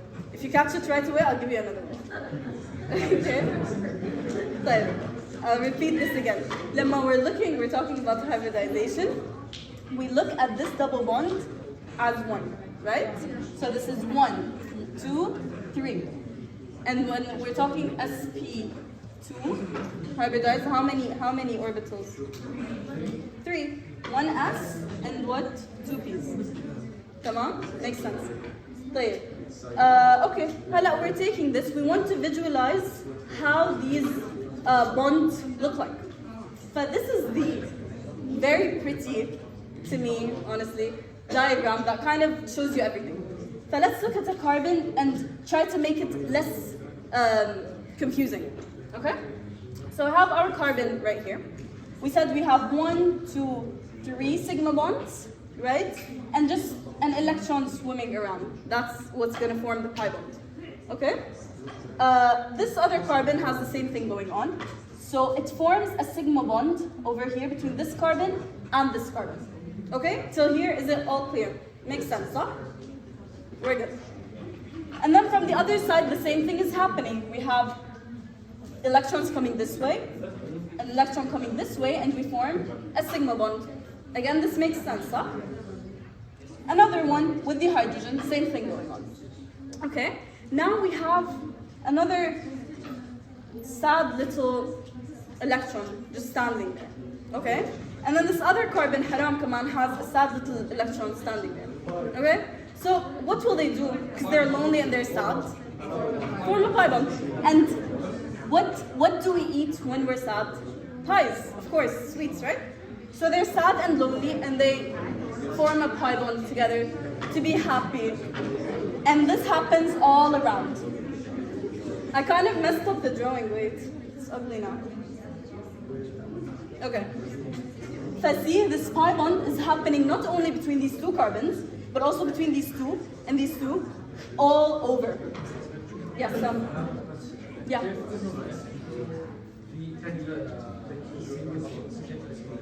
Mahmoud, this is the thing, we go over it again. They're not, ما في single bonds. عرفت؟ يعني look هون في عندنا pi bond. How is that possible? ما هو if you think of it, وعملنا bond هون, كيف هون في عندنا pi bond? But technically we actually do because the electrons are not stable بمكانهم. They're not just sitting here, it's a double bond. They're moving around. So what did we form over here? We formed an electron cloud. And this is what makes this structure very, very stable. So you see over here how we have a cloud. It's all over the structure where the electrons reside. What's an electron cloud? Do you know? It has the long tail. It's an area where the electrons 100% of it. Exactly. It's an area where we know the electrons are going to be in this area at all times. So it's a certain location in this area. So it might be here, here, here, whatever. Tamam? Does this make sense? Do you have any questions? Because I feel like that's one of the most complicated parts. For n plus 2, what does the s stand for? Huh? You know in the rules of what makes it arithmetic, we have 4n plus 2 conjugated by electrons. What is n? 4n plus 2? Yeah. Okay, you show me the part of the book. Show. That's the full of the rules. Is it a my thing? Shahd thing? 4m plus 2 is equal to 8. Should I haven't seen. I read the book literally yesterday again. There is no ends. I think that she means. شو؟ طب سأل شهد. She has no idea. Come on. Guys, ignore any ends. There are no ends. Just ignore that. Tamam. Is this clear? Can we move on, guys? Is this clear? Yes? Tamam. We can move on? Yes. You're not gonna come back and tell me it doesn't make sense. It's a colorful mess. لا? It makes sense. Tamam? Yalla, next. This is from the book. It's the same thing, but it's less colorful if you'd like. So again, pi bonds all around, and then sigma bond, sigma bond, sigma bond. Makes sense, صح? Tamam. Okay. What is the most common? قبل ما تشوفوه. Substitution. برافو. Okay, substitution. طب why not addition? نحن حكينا عن alkenes, right? We said, and alkynes, we said the most common is electrophilic. What? Addition. طب ليش هون not addition? Yes. You'll answer after. Yeah. Exactly. We don't want to lose their aromaticity in any way. تعال chocolate. Wait, but this needs like power. I'm so sorry. Are you okay? Are you okay? I'm not gonna do this again. I'll give it to the first person and you can pass it by. Sure? Are you okay? اوكي خلاص خلاص. Serious. يلا. لازم تعطيها شوكولاته. اوكي اعطونا البنت شوكولاته بس without me throwing it. لا someone من قدام. اعطيها. Give it to her بس. I'm sorry, are you okay? طيب خلاص يلا. Back on track. Are you alive? Did I end you? طيب تمام. We're alive. We're good. You have your chocolate. طيب. يلا. Okay. Let's go back to this. Where were we? What was I saying? Yeah. طيب قلنا it's substitution, not addition. Why is it not addition? It's not addition because we want to maintain the aromaticity. Because of how stable it is, it does not want to give away any of its Guys, can you please اسمعوا? Yeah, it does not want to ruin its aromaticity أبدا. It wants to do anything. بدكم تعملوا reaction معي? Okay, but I'm going to maintain my aromaticity. I want to be stable. Okay? That's why the one and only substitution reactions are what we do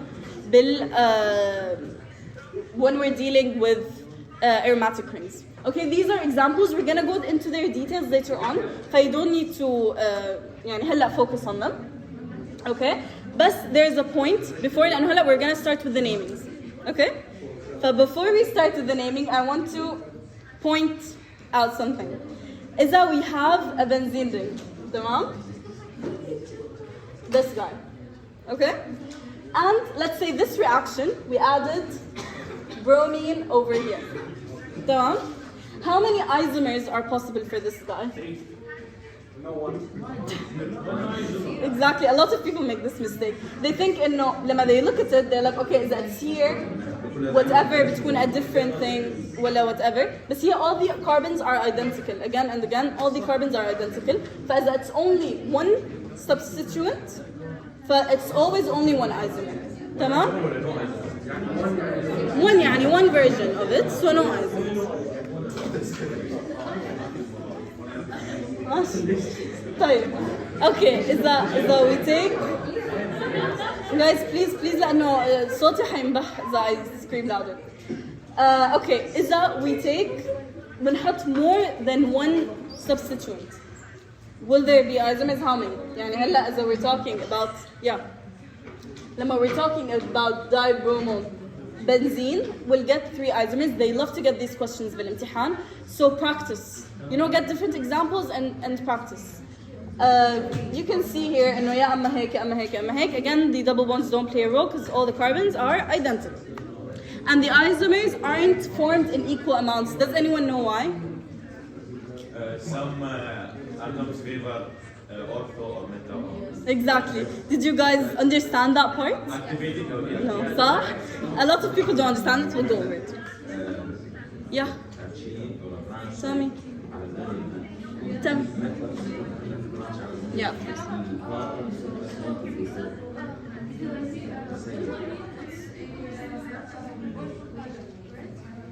Bromine?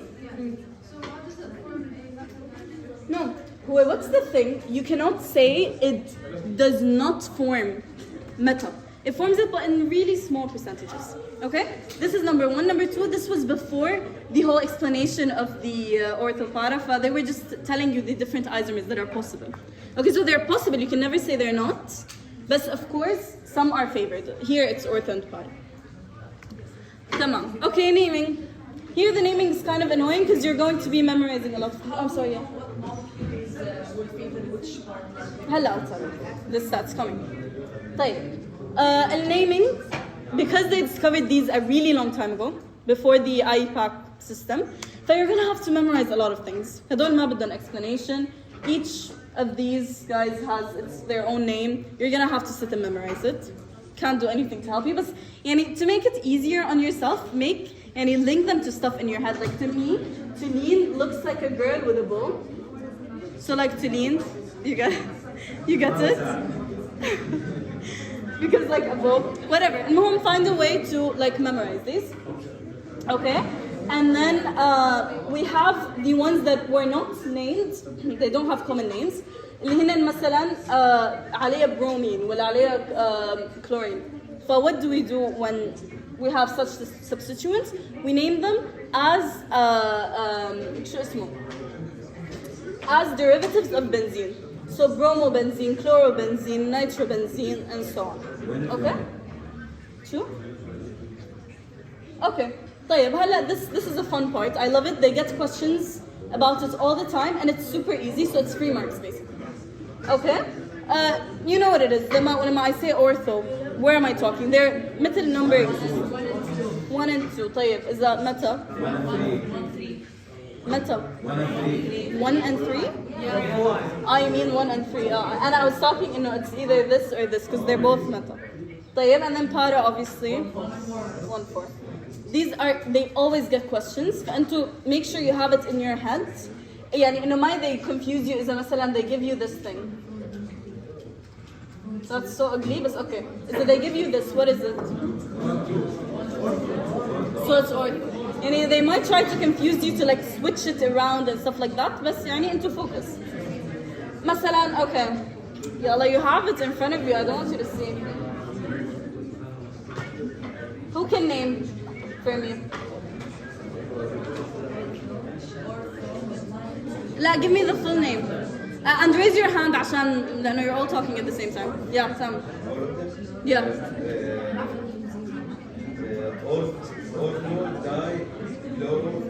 Bravo. استنى شوي. بسم الله.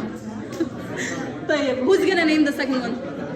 طيب, من الباك يلا انت. لا استنى, don't ruin it for the other guy. Yeah. Yes. والله خايفة صرت ارمي my chocolates. Yeah, you. تعال. Do you guys, are you ready to get hit if I don't do it right? You're okay? Yeah, third. Benzene. Bravo. Tamam? Okay, this one. If you get this one, I'll give you 2 chocolates. Okay, you. Yeah.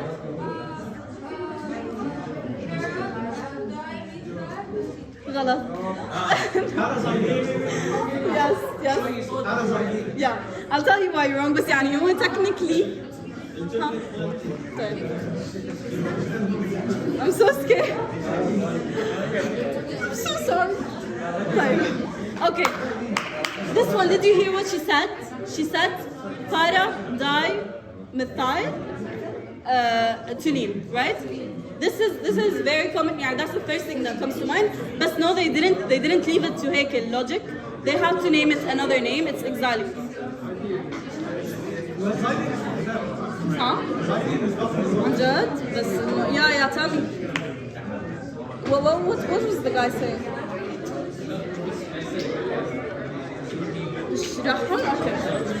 Okay, who can name the last one قبل ما I just go over how it's done? Does anyone know? Tell me. Bravo, did you open it to read? Did you read it in the PowerPoint? Bravo. I'll give you another chocolate this later عشان ما we hit the same people again. Yeah. تمام, يلا guys. Excuse me. Can we call the fourth one Yeah.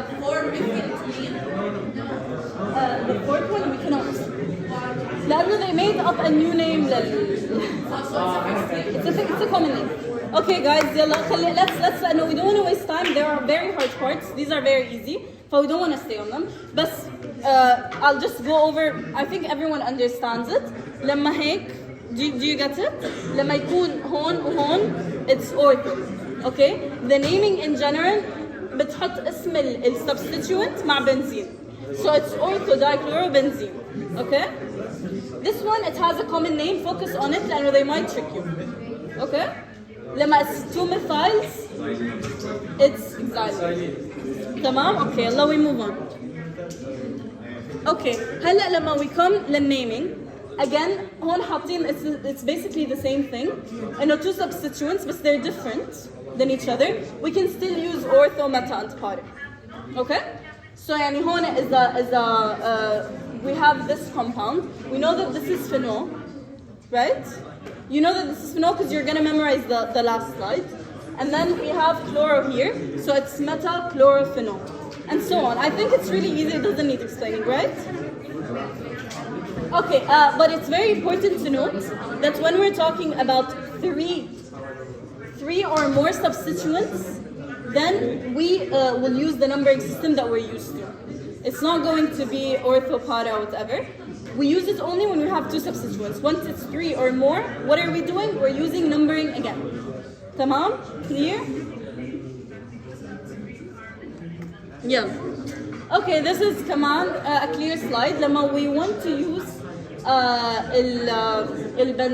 benzene as the substituent itself, or we want to, لأنه نحن هلا we're seeing very simple compounds. We start from it, numbering from it. Exactly. نحن لما we have هلا when we're seeing small cute compounds. أما in reality في عنا very very complex compounds where we're not going to sit around drawing every benzene ring or drawing every single detail. So we need some kind of symbol to for us to write really fast and for it to signify this ring, right? So we know that the R group, what's the R group? Alkyl. Alkyl. So for the aromatic arenes, we use what? AR. So AR, aromatic ring. تمام? Okay. هلا لما the benzene ring is going to be attached to another molecule. في عنا two namings that we can use. Phenyl وbenzyl. What's the difference? Yes.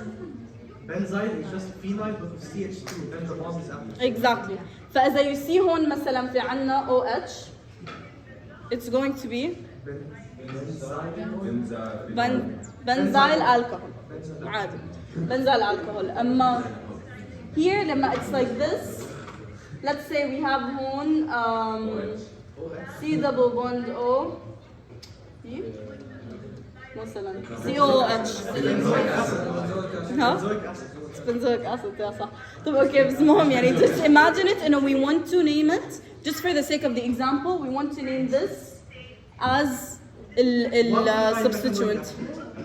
One phenyl methyl. Exactly. So this will be phenyl لأنه ما في methyl group here. Yeah. تمام. This is clear.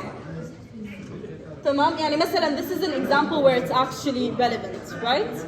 We have a benzene ring. Instead of drawing different benzene rings all around it, we just put pH. What is pH?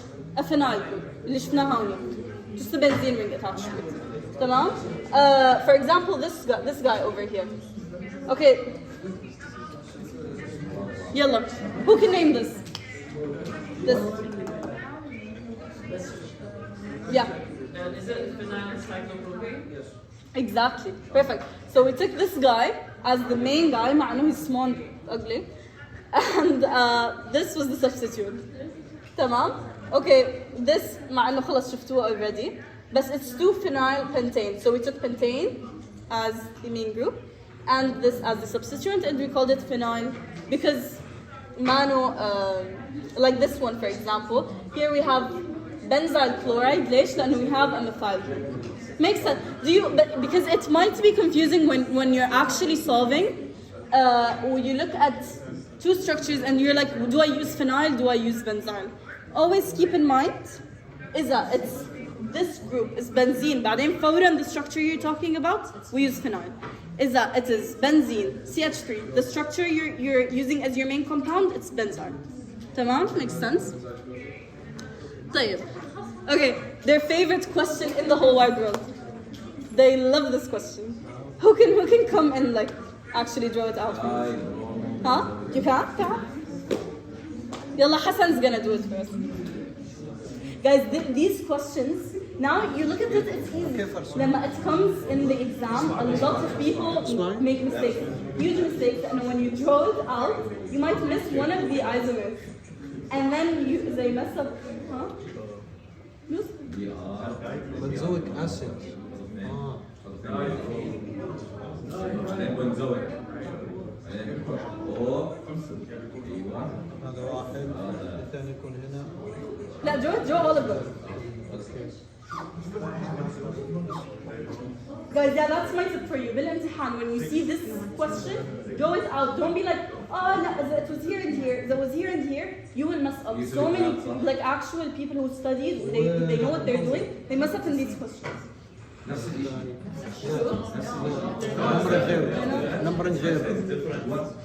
Look, هدول look, there's a gap hon, there's a carbon.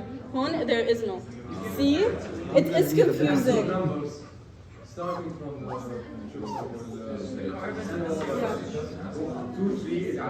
There are four.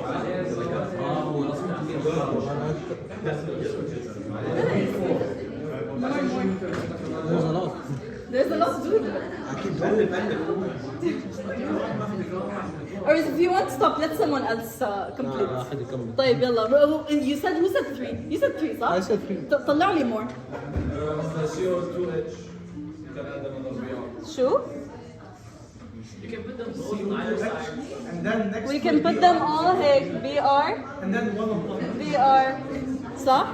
We can do it and both of them are هيك وهيك. It's six isomers. One next. Okay? Exactly. Huh?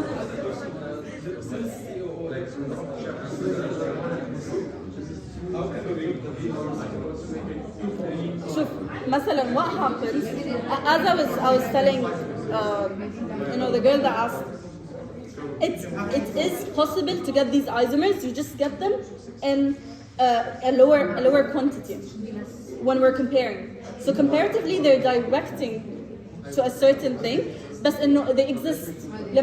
They're asking us, they're asking this specific question, they don't want you to think about أصلا meta or ortho-directing. They want you to think and know how can we organize it. That's what they're looking for.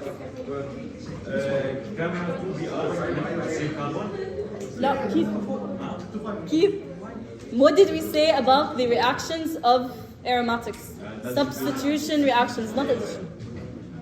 Okay, it makes sense. إذا we put 2 BRs مع بعض, what will happen? This double bond cannot be. فإذا we break this double bond, we broke aromaticity. Yeah. Let's see. We got واحدة هون, واحدة هون, واحدة هون, واحدة هون. One here, one here, one here, one here. And then, did we do one here, one here? 1, 2, 3, 4. Oh, we put them مع بعض, wait. Okay. Let's say this and this. And then what else didn't we do? 2, 3, 2, 4, 2, 5. 2, 3, 2, 4, 2, 3. Because I don't know, it's messed up. But okay, a tip for doing this. I got confused. They're all over the place. When you're doing it, try your best to do it systematically. What do I mean by systematically? I'll show you. Okay, guys, focus. I know this is genuinely helpful. Okay, a lot of people struggled with this. They're telling me to do this. صح? Draw your first ring. تمام? Let's say you specify in هون it's COOH. تمام? لما you're doing the next one, let's say you did مثلا 1 here and 1 here. You're doing the next one, try to move systemically. So when you're putting the next placement, keep one in the same place and move the other one. So you're not just putting random stuff at random places and you'll get lost. فkeep this BR in its place and move the other one واحدة لتحت. لما you draw the next one, move it واحدة لفوق until they're both here. Do you get me? So keep one in place and move the other one. And then see what else is there, like this for example. Do you get me? And you try to have them step by step clear in front of you. Don't just think about random ones لأنه you'll miss. أكيد you'll miss. تمام? Okay. The fun parts بقى. Stabilization energy. What do you know about stabilization energy? Nothing? But does this graph remind you of anything? Yeah. Do you? Why is it kilocalories? We're measuring energy. Huh? لا بس نحن هون we're measuring ما بعرف صراحة. Mom, Okay. Does it ring any bell? It does. It does. طيب, what does it ring? What do you see from this? So if you have one double bond, you have a certain amount of energy. If you have two double bonds, certain amount. Exactly. But for a benzene with three double bonds, the amount is less than what you should get. Exactly. Because of aromaticity, it's more stable. بالضبط. It's more stable. So this whole thing, stabilization energy, and this whole experiment and graph is us trying to understand how stable is benzene. We know when it's stable, and we understood why. Why is it stable? Why is it? Aromaticity, why? What about aromaticity? Resonance. Always say it, keep it in mind. فنحن we want to measure how stable is this guy. So what can we do? We took our cyclohexene and our dicyclohexene, okay? And we measured the heat, the energy that takes for us to hydrogenate them. تمام? Logically, when we're speaking, is that one bond will give us that much energy, صح? 3 bonds should be 3 times the energy, صح?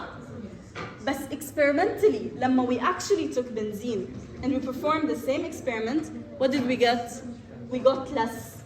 Is that you take 28.6 and you multiply it by 3, what will you get? You'll get 86, something around that. صح?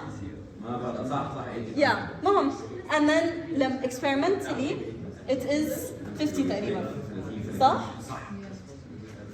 What do we get? What's the difference? It's 36 kilocalories per mole. And this number, it's very huge because we don't know the other compounds, we don't know the other experiments. ما بنستوعب how big this number is.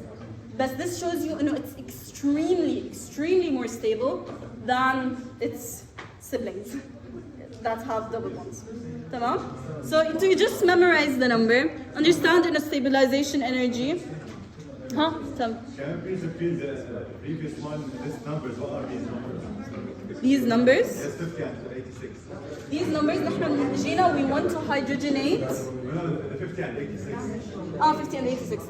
Energy, this is the energy taken to hydrogenate هي, صح? It's 28.6. نحن لما جينا, theoretically, we want to see a dish benzene, how much energy it will need. What did we do? We took this number. I'm sorry. Need to break the bond, right? We took this number, and what did we do? We multiplied it by 3 because logically, في هون 1 bond, هون عنا 3. Okay? So we took that number, طلع 86.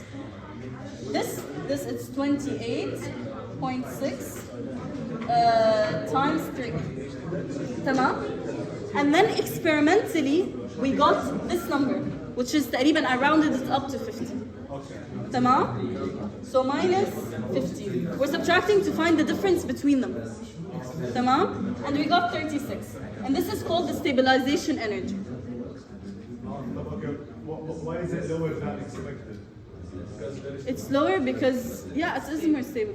Why stability make it lower? No, you're asking more than you should know. Don't complicate your life. You want to know in a stabilization energy, is that the difference was more? Okay, this means it's more stable. Is that the difference was more, not the number itself. So the number will be lower. Is that the difference? So this number that we got 36, that means it is more stable. It's not negative. Do you get it? Than the expected number. How did we get the expected number? We got تبع single bond, multiplied it by 3. تمام, makes sense? All good? هاي ما حيسألوا. Which point? You didn't get it at all. طيب, okay. Again, we're trying to measure the stability of a compound. What do we do to do that? We hydrogenate. تمام? نحن, what do we have? Compounds that we can deal with and compare to benzene. We can compare 1,3-cyclohexene to benzene because it's close, so it has 2 double bonds. And we can compare cyclohexene because it has 1 double bond. صح? What do? We measured the energy taken to hydrogenate هدول الاثنين. تمام? And then we measured the actual benzene. After we got the measurements تبع actual benzene, we went back and compared it to the theoretical energy we would need. How did we get the theoretical energy? We got this guy, اللي هي breaking one bond, and we multiplied it by 3 because technically how the scientists thought is that it takes this much to break about one bond, it will take triple to break 3. صح؟ is that we exclude resonance. So we got this number لما we multiplied this by 3. بعدين experimentally we got this number, which is less. تمام؟ We subtracted them to find the difference between them. This difference is how much more stable benzene is than the other structures. Does it make sense? Yeah, tell me. لا أبدا, you don't have to memorize them, but memorize this. This 86 plus 50 بالضبط. It's 36 times more. طيب, the real deal هلا عن جد, the equations, the reactions. تمام. Again, what is the most common reaction? You'll never forget this. Substitution. What type of substitution? Electrophilic. Exactly. شو يعني electrophilic substitution?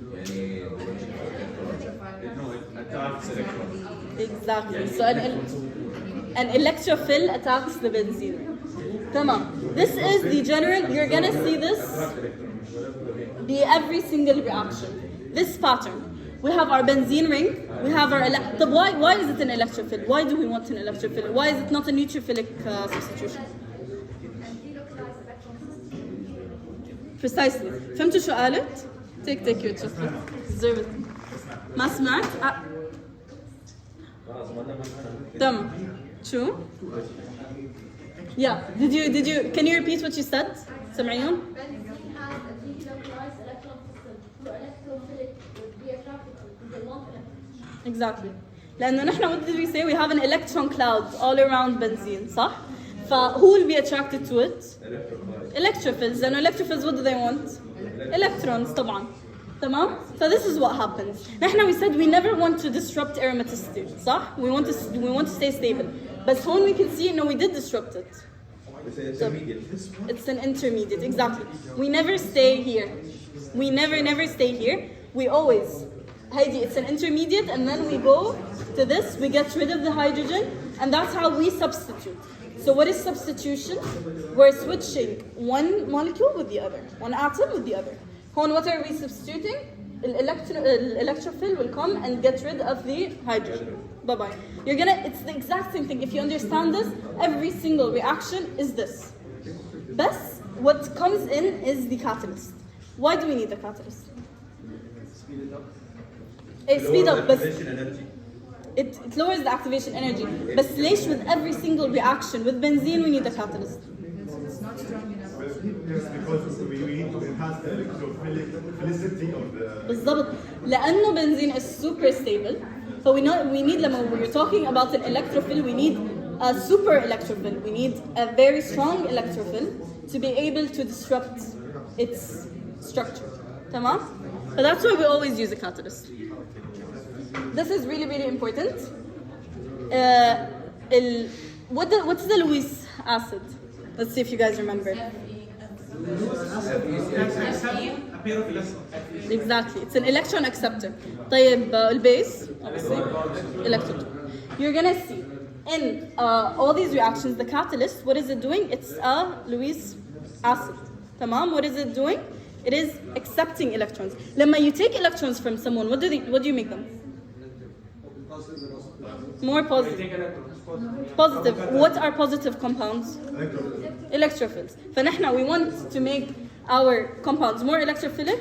فبنجيب a Lewis acid. It takes away electrons. It makes them more electrophilic. They're stronger. They can disrupt the ring. تمام? Okay, so this is an example.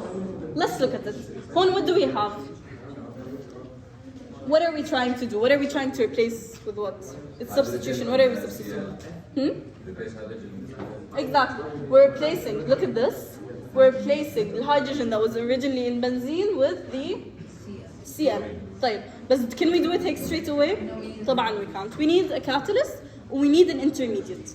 The catalyst, guys, مثل ما قالت Aroosha, you memorize them by heart. Because they love tricking you with catalysts. They change a small thing. They change the number al catalyst. They change a letter. They change هيك.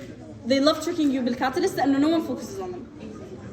Okay, هون, this is the all halogenations. We're gonna discuss them كمان مرة. But the all halogenations, the catalyst is Fe, whatever the halogen is. So, wow. Love it. Okay. Fe(X3). تمام. This is going to be the catalyst for each and every شو اسمه halogenation reaction. تمام. طب هلا I'm gonna go in details with this focus and I'm not gonna go in details with the other ones because they're all the same. شوفي. Cl or bromine. Any halogen لأن chloride or bromine هال situation. Okay, focus. Again, I'm not gonna repeat this. It's the same for everything. تمام. Here we have our chloride. صح؟ اللي we want to substitute one of them بالring. And we have our catalyst. What is our catalyst doing? It's a Lewis acid. What is it doing? It is taking away electrons, it's taking من electrons تبع chloride. Look at the structure that we get. This is a very strong electrophile. ليه؟ لأنه look at this guy. It's positive. It wants electrons. هلا this could attack the benzene ring. It comes and attacks. تمام؟ لما it attacks, what does it do? بيصير في عنا this intermediate structure. This intermediate structure اسمها benzonium ion in this case. تمام؟ It's a carbocation. شو يعني carbocation? It has a positive charge. Exactly. Carbon with a partial positive charge. شوفوا positive charge. ليش في عنا positive charge هون? Why isn't it here? Exactly. What did we do? We took away the electrons. Now it's positive. And بيطلع this guy. It took away the chloride and it's happy and it leaves. Okay. هلا we have this intermediate. What do we want to do? What does this compound really want to do? It wants to get rid of the hydrogen. فit's simply بيجي الكلورايد هي it's like خلاص I'll help you because I got cheated on. My friend went with you, so I'm gonna come and take your hydrogen. It comes, it takes the hydrogen, right? And what did we do? We restored aromaticity. We're happy, we're stable, everything's amazing. وطلع عنا what? An acid. صح? Is it? I feel like it's very clear cut. يعني إذا you understand the mechanism تبع this, all of them are the same. في شوية extra things, but most of the time it's just this. Yeah, tell me. Is it possible to use an FeBr3 Yes. with the ClCl? I'm not sure. لأنه I don't think the interaction will be the same. But but again, until you're asking questions that will never come along. Theoretically, they have very close. They have very close electronegativity, so technically I feel like yeah. But why didn't they mention it? أكيد experimentally there is something that we might not know, or they're just making your life easier, so take it. تمام. شو? They might. But then they're not gonna ask you something wow. يعني هون they're just telling you إنه بيكون في delocalized positive charge. It's not just sitting around. كمان مثل البonds, it's switching around. And in this case هون, where is it going? لأنه look at this. This guy, when it comes here, صح? It comes here, this comes here. It can't be in touch with the double one. تجي لهون. You get it, صح? طيب. Okay. تمام. This is the energy شو اسمه graph. It makes sense هلا بس لما we're gonna go step by step again. هاي البداية. It's the same reaction. They're just showing us it changes in energy. طب is it exothermic ولا endothermic? Reaction as a whole. طب how did you find that out in the graph? Do you know? That's the exothermic. طب ignore the exothermic info. Yeah. Are lower level. Exactly. بالضبط. So you see the energy level. Look, the products have lower energy. So معناتها what did we do? Release energy. We released energy. تمام. Okay, what happened? هلا we have our benzene ring. We have our electrophile. إجا electrophile بده يصير هون attack. We will need energy to move from here to the transitional state. Of course, like all reactions. بس هون we need extra energy. ليش؟ لأنه it's very stable. فنحن when we want to break it, we want to be putting energy. صح? We break it, and this is the rate determining step. Why do you know what the rate determining step is, أولا? You don't? It's the slowest part of a reaction. Why it's rate determining معناتها it's the longest part يعني هي بعدها everything will go smoothly and fast. It takes the most time. It's the hardest to happen يعني. Okay? It's a very slow process. ليش؟ لأنه أصلاً for it to happen لازم يكون في very specific conditions. It happens, تمام. And then we're at the transition state where we have the highest energy. So it's very, if we have high energy, what is it? Is it stable or unstable? Unstable. It's very unstable. تمام. And then we get the benzonium ion. Again, we get to another transition state. When is that? لما the base comes to take the hydrogen. Okay? And then from here onwards, we're restoring aromaticity. So as we're restoring aromaticity, it's going downhill. It's good. It's what we want. So this is fast. It's smooth. It goes to this. تمام يا تام. I didn't understand why is it called the rate determining. Huh? You didn't understand why it's the rate determining. صح؟ لأنه نحن what are we doing here? We're losing aromaticity. Okay?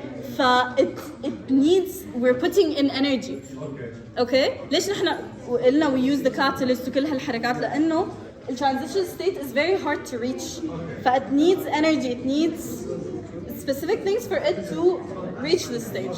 عرفت? That's the rate determining. يعني this one, it's not going to be the rate determining. لأنه it's smooth. It's what we want. We want to restore aromaticity. It's going to get restored. Amma this compound doesn't want to break its ring. So it's called rate determining. It's called rate determining لأنه it's the longest. It's عرفت؟ طيب. Why is it called that? The rate determining أنت بتسي in each reaction حيكون في عندك rate determining. يعني إذا this one moves on, إذا this one goes faster, everything else will go faster. It is what's limiting the rate. It is the slowest and hardest. It's limiting. It's of the reaction as a whole. How the reaction is. Yes, the rate is the speed of the reaction. Okay, تمام. Yalla guys, do you understand this? Do you understand it? Understand the energy changes, and very important keyword, exothermic. It's exothermic, تمام? You get it? الوضع okay?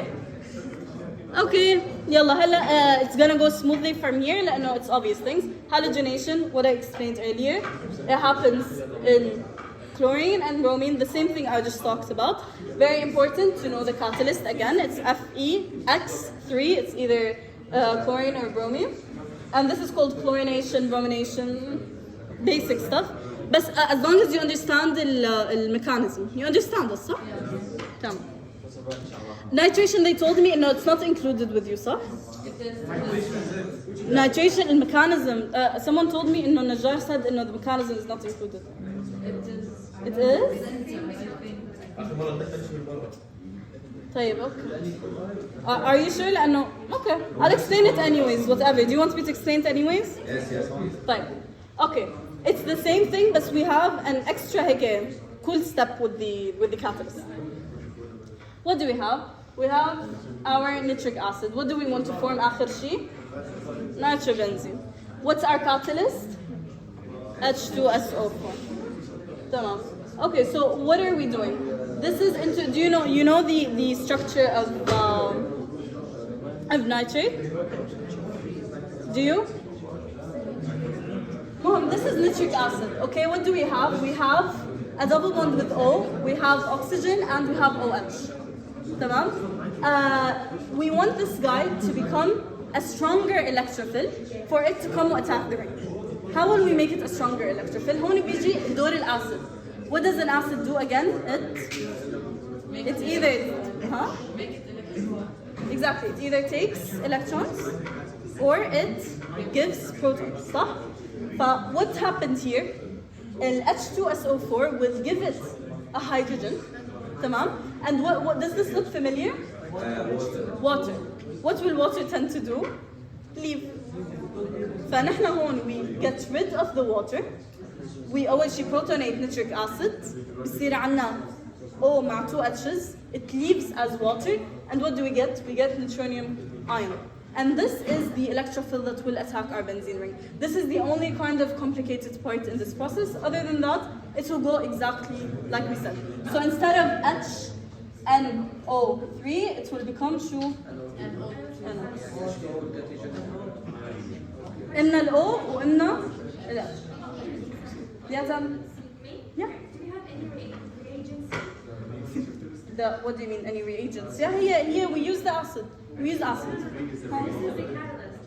yeah nitric acid لا ما في ما هو ال reagent could be kind of هذا مع ال catalyst same idea هو ال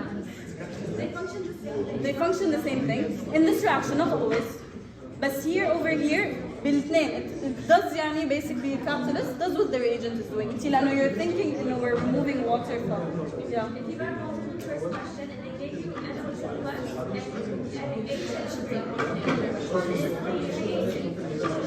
which one is the reagent?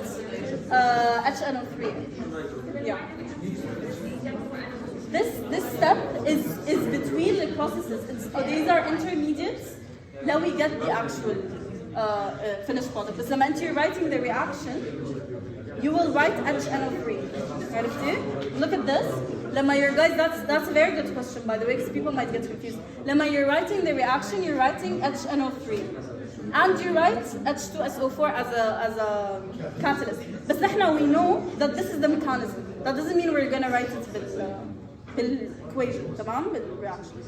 Does it make sense? That's the only kind of different point. Other than that, it just goes smoothly. Like we said, it comes, it attacks, في عنا intermediate, and then we remove the hydrogen, we restore the aromaticity, we're fine. Makes sense, صح? خلاص. Okay, sulfonation. Again, it's a very similar process. Okay, can anyone explain it to me? No? Use this base as AlQudah. Huh? Use this base as catalyst. لا غلط. غلط. This is something else. This is taking bensulfonic acid to phenol. And I'm talking about home.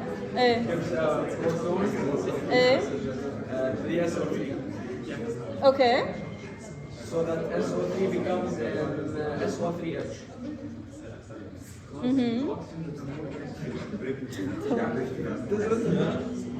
Okay, طيب.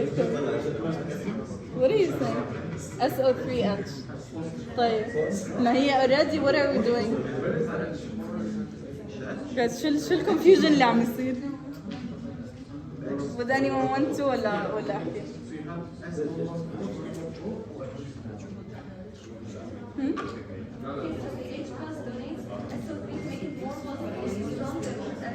Electrified. And it's the same thing basically. Mahoma guys, they're all the same. They're all the same. We're doing the same thing. The catalyst is doing the same thing. It's making it more electrophilic. Or the attack goes on in a very similar manner. تمام؟ يعني what's very unique about this؟ ما هي نفس الشيء. مثل what we were talking about قبل، صح؟ Yes. Do you get it? Do you want me to go through the whole process again? طيب. Okay, good. One thing you really need to focus on when we're talking about sulfonication is that we can take it, the product, we can take it to phenol. Okay, this they love giving you questions about that. كتير بيحبوا. إنه bensulfonic acid, we can take it to phenol. How? By adding a base, by adding sodium hydroxide, and at very high temperatures, we can take this to phenol. So they might ask you, how do we get phenol? Or give you this structure and tell you, give me what kind of catalyst we need to reach. Oh guys, very important thing you need to focus on here is it's 200 degrees Celsius. لأنه they might give you the same thing with مثلا 100 degrees or nothing. You need to focus is that it's 200 degrees, is that there is no 200 degrees Celsius, the reaction will not happen. تمام? Very important. Did you all hear this point? Yeah? Okay, again, bensulfonic acid, what can we do with it? We can take it to phenol by what? By adding sodium hydroxide at 200 degrees Celsius. تمام? Okay, alkylation and acylation. This is كمان شو? نفس القصة, but there's a little bit of a twist when we're talking about alkylation. Of course they're called Friedel-Crafts reactions. You know that, صح? هدول هن alkylation. What's alkylation? What are we doing? Adding an alkyl. Okay. Acetylation. Adding acyl. تمام. What's an acyl group? C double bond O and free bond. Okay. Perfect. طيب نحن هلا جينا we want to let's talk first about alkylation. We want to add an alkyl group to benzene. طب ما هي الالكايل group does it have any charge? Is there anything going on with it? لا صح؟ It's just living its life صح؟ يعني هلا إذا أنا I get CH3 مثلا CH3 and I want to add it, can I just directly do that? Of course not. What I'm trying to do is, and you'll see there are two ways to do this. I want to form a carbocation. I want to form a carbocation. يعني بدل ما تكون هون 3 تكون 2 positive for it to be an electrophile and go in the top. How can we do that? We have two ways. يا أما we take an alkyl halide and turn it into a carbocation, or we take an alkene and we turn it into a carbocation. How do we do that? طيب. لما we're talking about alkyl halide, very similar to the process we were talking about Abil with the catalyst and how it takes the chloride. We get aluminium trichloride, tamam. We put it with the alkyl halide. What will it do? It will take this guy, صح? لما it takes this guy, شو? لما it takes this guy, what will we be left with? We will be left with, in this case, we're talking about ethyl to make it easier, but this happens with alkyls in general. We'll get ethyl carbocation. Makes sense, صح? What did we do? We took the chloride away. We didn't add hydrogen. We just took the chloride away. We didn't add hydrogen. So what were we left with? We were left with a carbocation. And then we have, لما we take ethylene for example, we treat it with an acid. What will it do? It will add this hydrogen to one of the carbons. لما we add the hydrogen to one of the carbons, we break the double bond. لما we break the double bond, again we get a carbon that is positive, that has a positive charge, a carbocation. Makes sense, صح?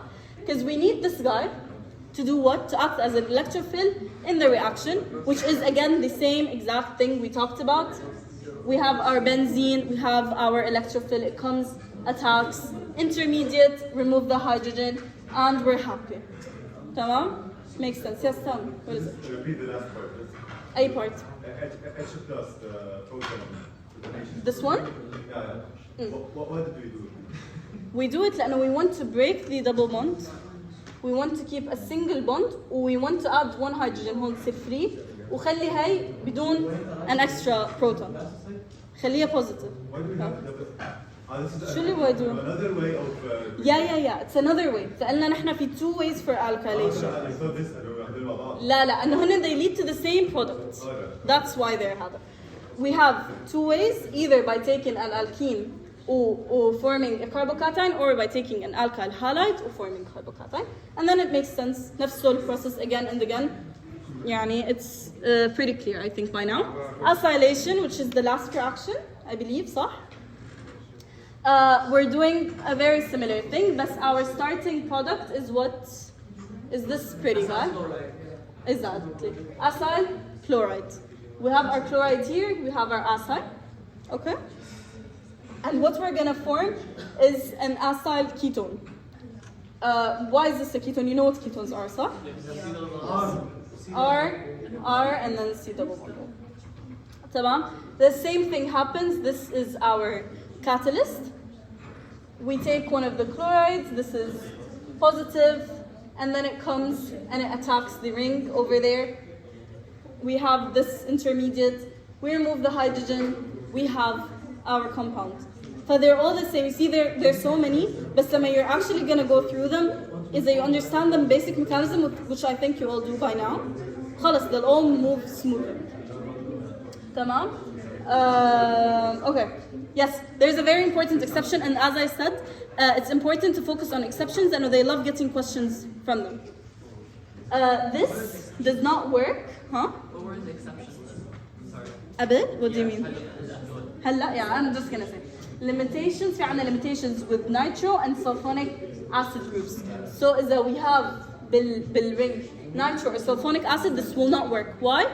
Because they form complexes with the aluminium chloride catalyst and they deactivate it. They might trick you with this. This is very, very important.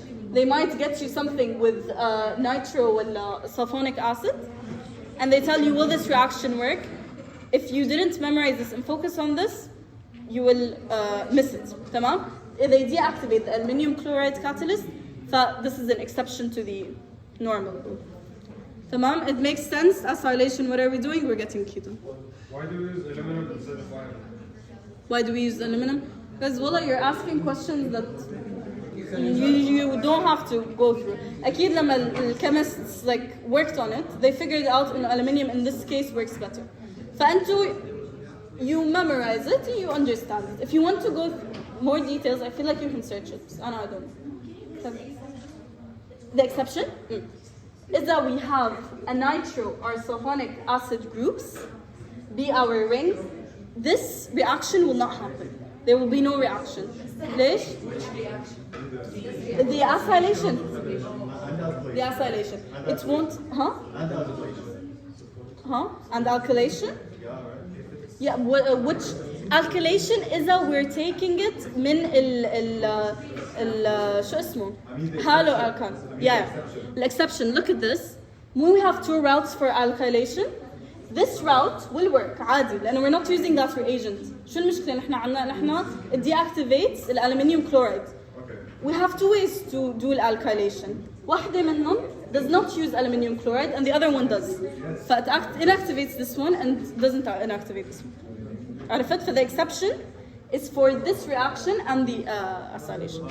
Anything that has aluminium chloride as a reagent.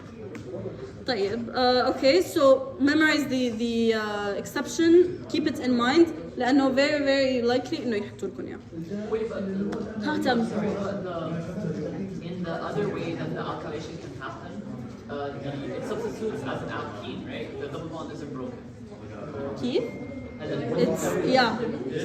لا, the double bond is broken. It is. Yeah, it is broken. That's the whole point. Do you get why? We break it down and then بيضل عنا carbocation. طيب. Okay, guys. خلاص, we're almost done. يعني it has been a long journey, long session. بس I know this is one of the more complex chapters. بس الحمد لله I feel like everything's clear till now, صح? No? طيب. Okay, هلا هدول these are my favorite parts because they're actually interesting. Okay, we have a ring activating, ring deactivating. Hela, I'm gonna ask you a question. Actually, that you answer it, I'll be super proud. But don't read. Okay? Is that a substituent donates electrons? Okay? What will this do to the reactivity of increase it, exactly. Why? Want more electron for the electron. Perfect. طيب بالضبط. نحن what are we saying إنه ring activity is affected by our substituents لأنه because it's such a dynamic system, for anything that's added to this ring will eventually affect this the energy of the other molecules. It's very dynamic. Everything is very connected. Each substituent might have either an activating or a deactivating effect on the ring. And as you guys said, which is bravo, perfect, معناتها you understand this. You're sharing my chocolates without my permission. What's this, Hassan? خد والله. Take, وزع. Give it out. طيب. Okay, yeah, so substituents that give electrons, that donate electrons will obviously do what? Increase its activity. And then the ones that will be taking or withdrawing electrons, what will they do? Decrease. لأنه نحن what are we doing? We're doing electrophilic. خلاص حسن بعدين. Okay. What are we doing? We're doing electrophilic substitution. Electrophilic. فنحن the more negative our ring is, the better or faster the reactions will be. طيب. Ortho, para, the things people like talking about. What can anyone give me overview? What do you know? Yeah. Activators are That was talking- ortho groups. Deactivators are methodilecting groups. Halogens are deactivators of Okay. ortho. Oh, you're saying everything all at once. Bravo, that's perfect. Yes, do you want to add anything? Yeah, the ortho-para group basically forms the carbon cation and the substituent. So if مثلا the substituent it has a common charge positive one and the carbon cation has positive charge difference, so it's not Exactly. go for the metal. Perfect. Said perfect. So again, we said substituents, they affect how fast reactions take place. They either activate or deactivate the ring. وكمان they affect where new substituents will take place على ring. How does that happen? هلا we'll go into details. Okay. بس يعني what you need to keep in mind while looking at all these examples is إنه نحنا we want the most stable intermediates. We want to form the most stable intermediates. So whatever the stable intermediates is, it will direct the substituents to take that place. ماما لا it'll make more sense بس هدول بيجي منهم كتير exam questions a lot. They love discussing this. Hey, this is a very good example for you to be able to understand it. تمام? We have toluene. Toluene, do you know what it is? Is it ortho-para directing or is it meta-directing without reading? Ortho-para. It's ortho-para directing. By looking at this, before I explain it, can you tell why? Because it puts a negative charge on the ortho and para. The negative charge? Positive. The positive charge. Hey, but why? Why do we want it to be on the... Exactly. أولاً, methyl is an electrode donator. Hey, number one. Second rule is that you look at the ortho-para intermediates. You find these intermediates on this guy and this guy. You can see هون إنه positive charge, where is it? It's عند carbon carrying the methyl group. طيب, لما a carbon is attached to 3 other carbons, what do we call it? Tertiary carbon. لما it's attached to 2, secondary. All the other carbons are what? Secondary, إلا this one, صح? And the secondary one, because methyl groups are donating, they're donating their electrons من هون. تمام؟ فلما the positive charge is delocalized لعند carbon that is tertiary, that is holding the methyl group, it is more stable than لما positive charge تكون عند secondary carbons. ليش؟ لأنه they're all donating their electrons towards it, this stabilizes it. It's not as unstable. Okay? بالمeta, if you can look, this is not there. So that's why products tend to be most of the time ortho or para when we're talking about toluene, and when we're talking about all other alkyl groups. Okay? Why? Because they're electron donating, or because this structure, this intermediate, is more stable than others. But we want to obtain it. Tamam? It makes sense? Yeah? Tamam. Okay. Halla we have phenol. Phenol, is it ring activating or deactivating? Activating. ليه? Resonance, exactly. نحن we know oxygen, what does it have? It has lone pairs, صح? طيب. What happens is if we have a positive charge delocalized and lone pairs, again, we're gonna have resonance, صح? Look at the ortho and para situations. في عنا intermediates in both of them, this and this, where the positive charge is عند hydroxyl group. And what happens لما عند hydroxyl group? بصير عنا resonance. It's kind of like carrying the charge, helping stabilize the structure by this resonance that happens. Okay? This is more stable than the other intermediates. So this is why phenol and any molecule that has lone pairs would be considered orthopara. Tamam? Do you have any questions here? Do you not understand it? Fishy. True? I will. Okay, it makes sense, صح? You understand why this is ortho-para directing. تمام. And you will see focus. لما يكون في عنا any molecule that has lone pairs, كمان it will be. And we'll see there is an exception كمان. Keep that in mind. Okay. هلا we have our beautiful nitrobenzene. Tell me, what do you think? Deactivator. ليه?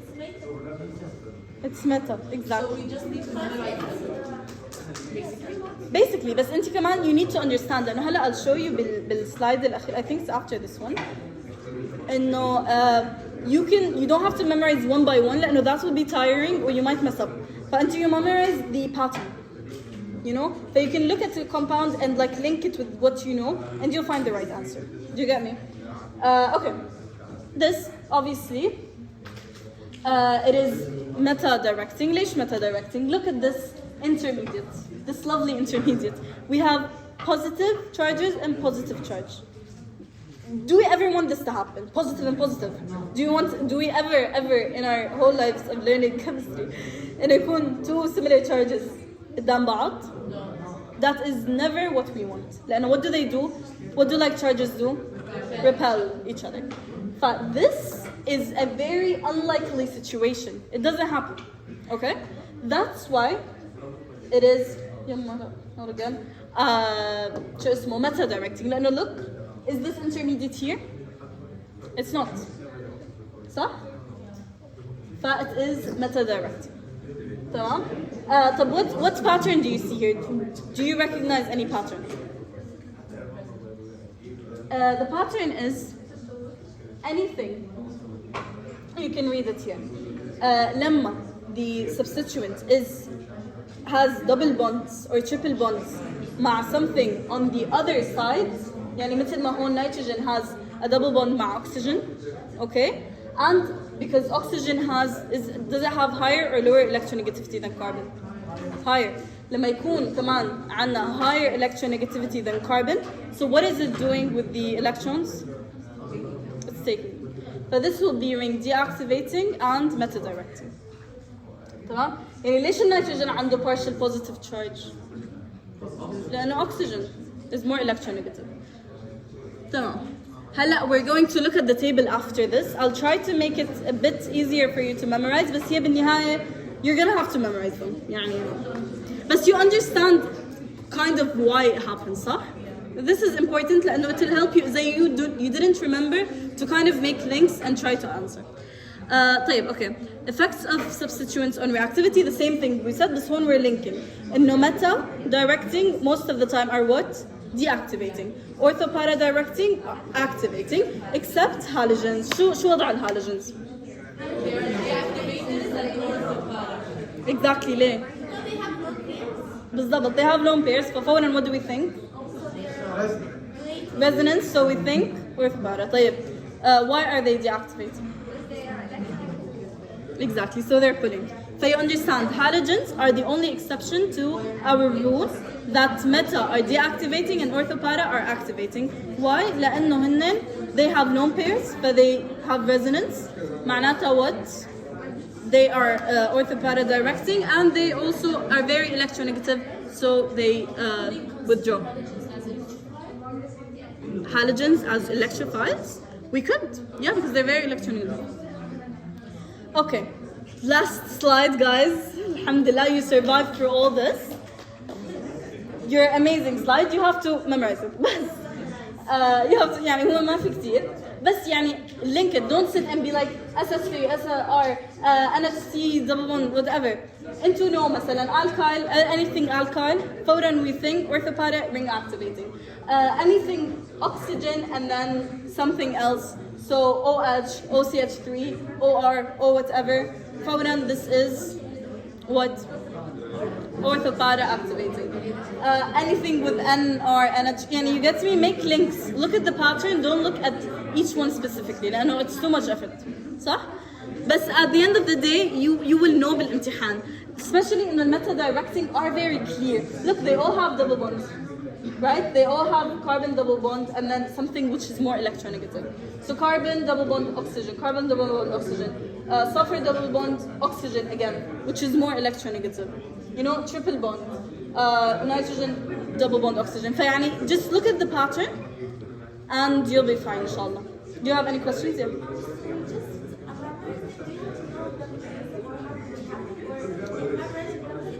It's enough, but the examples I gave, know the mechanism. It's very obvious. So don't let they're in the book. Okay? So guys, any questions? That's it for the slides. Any questions?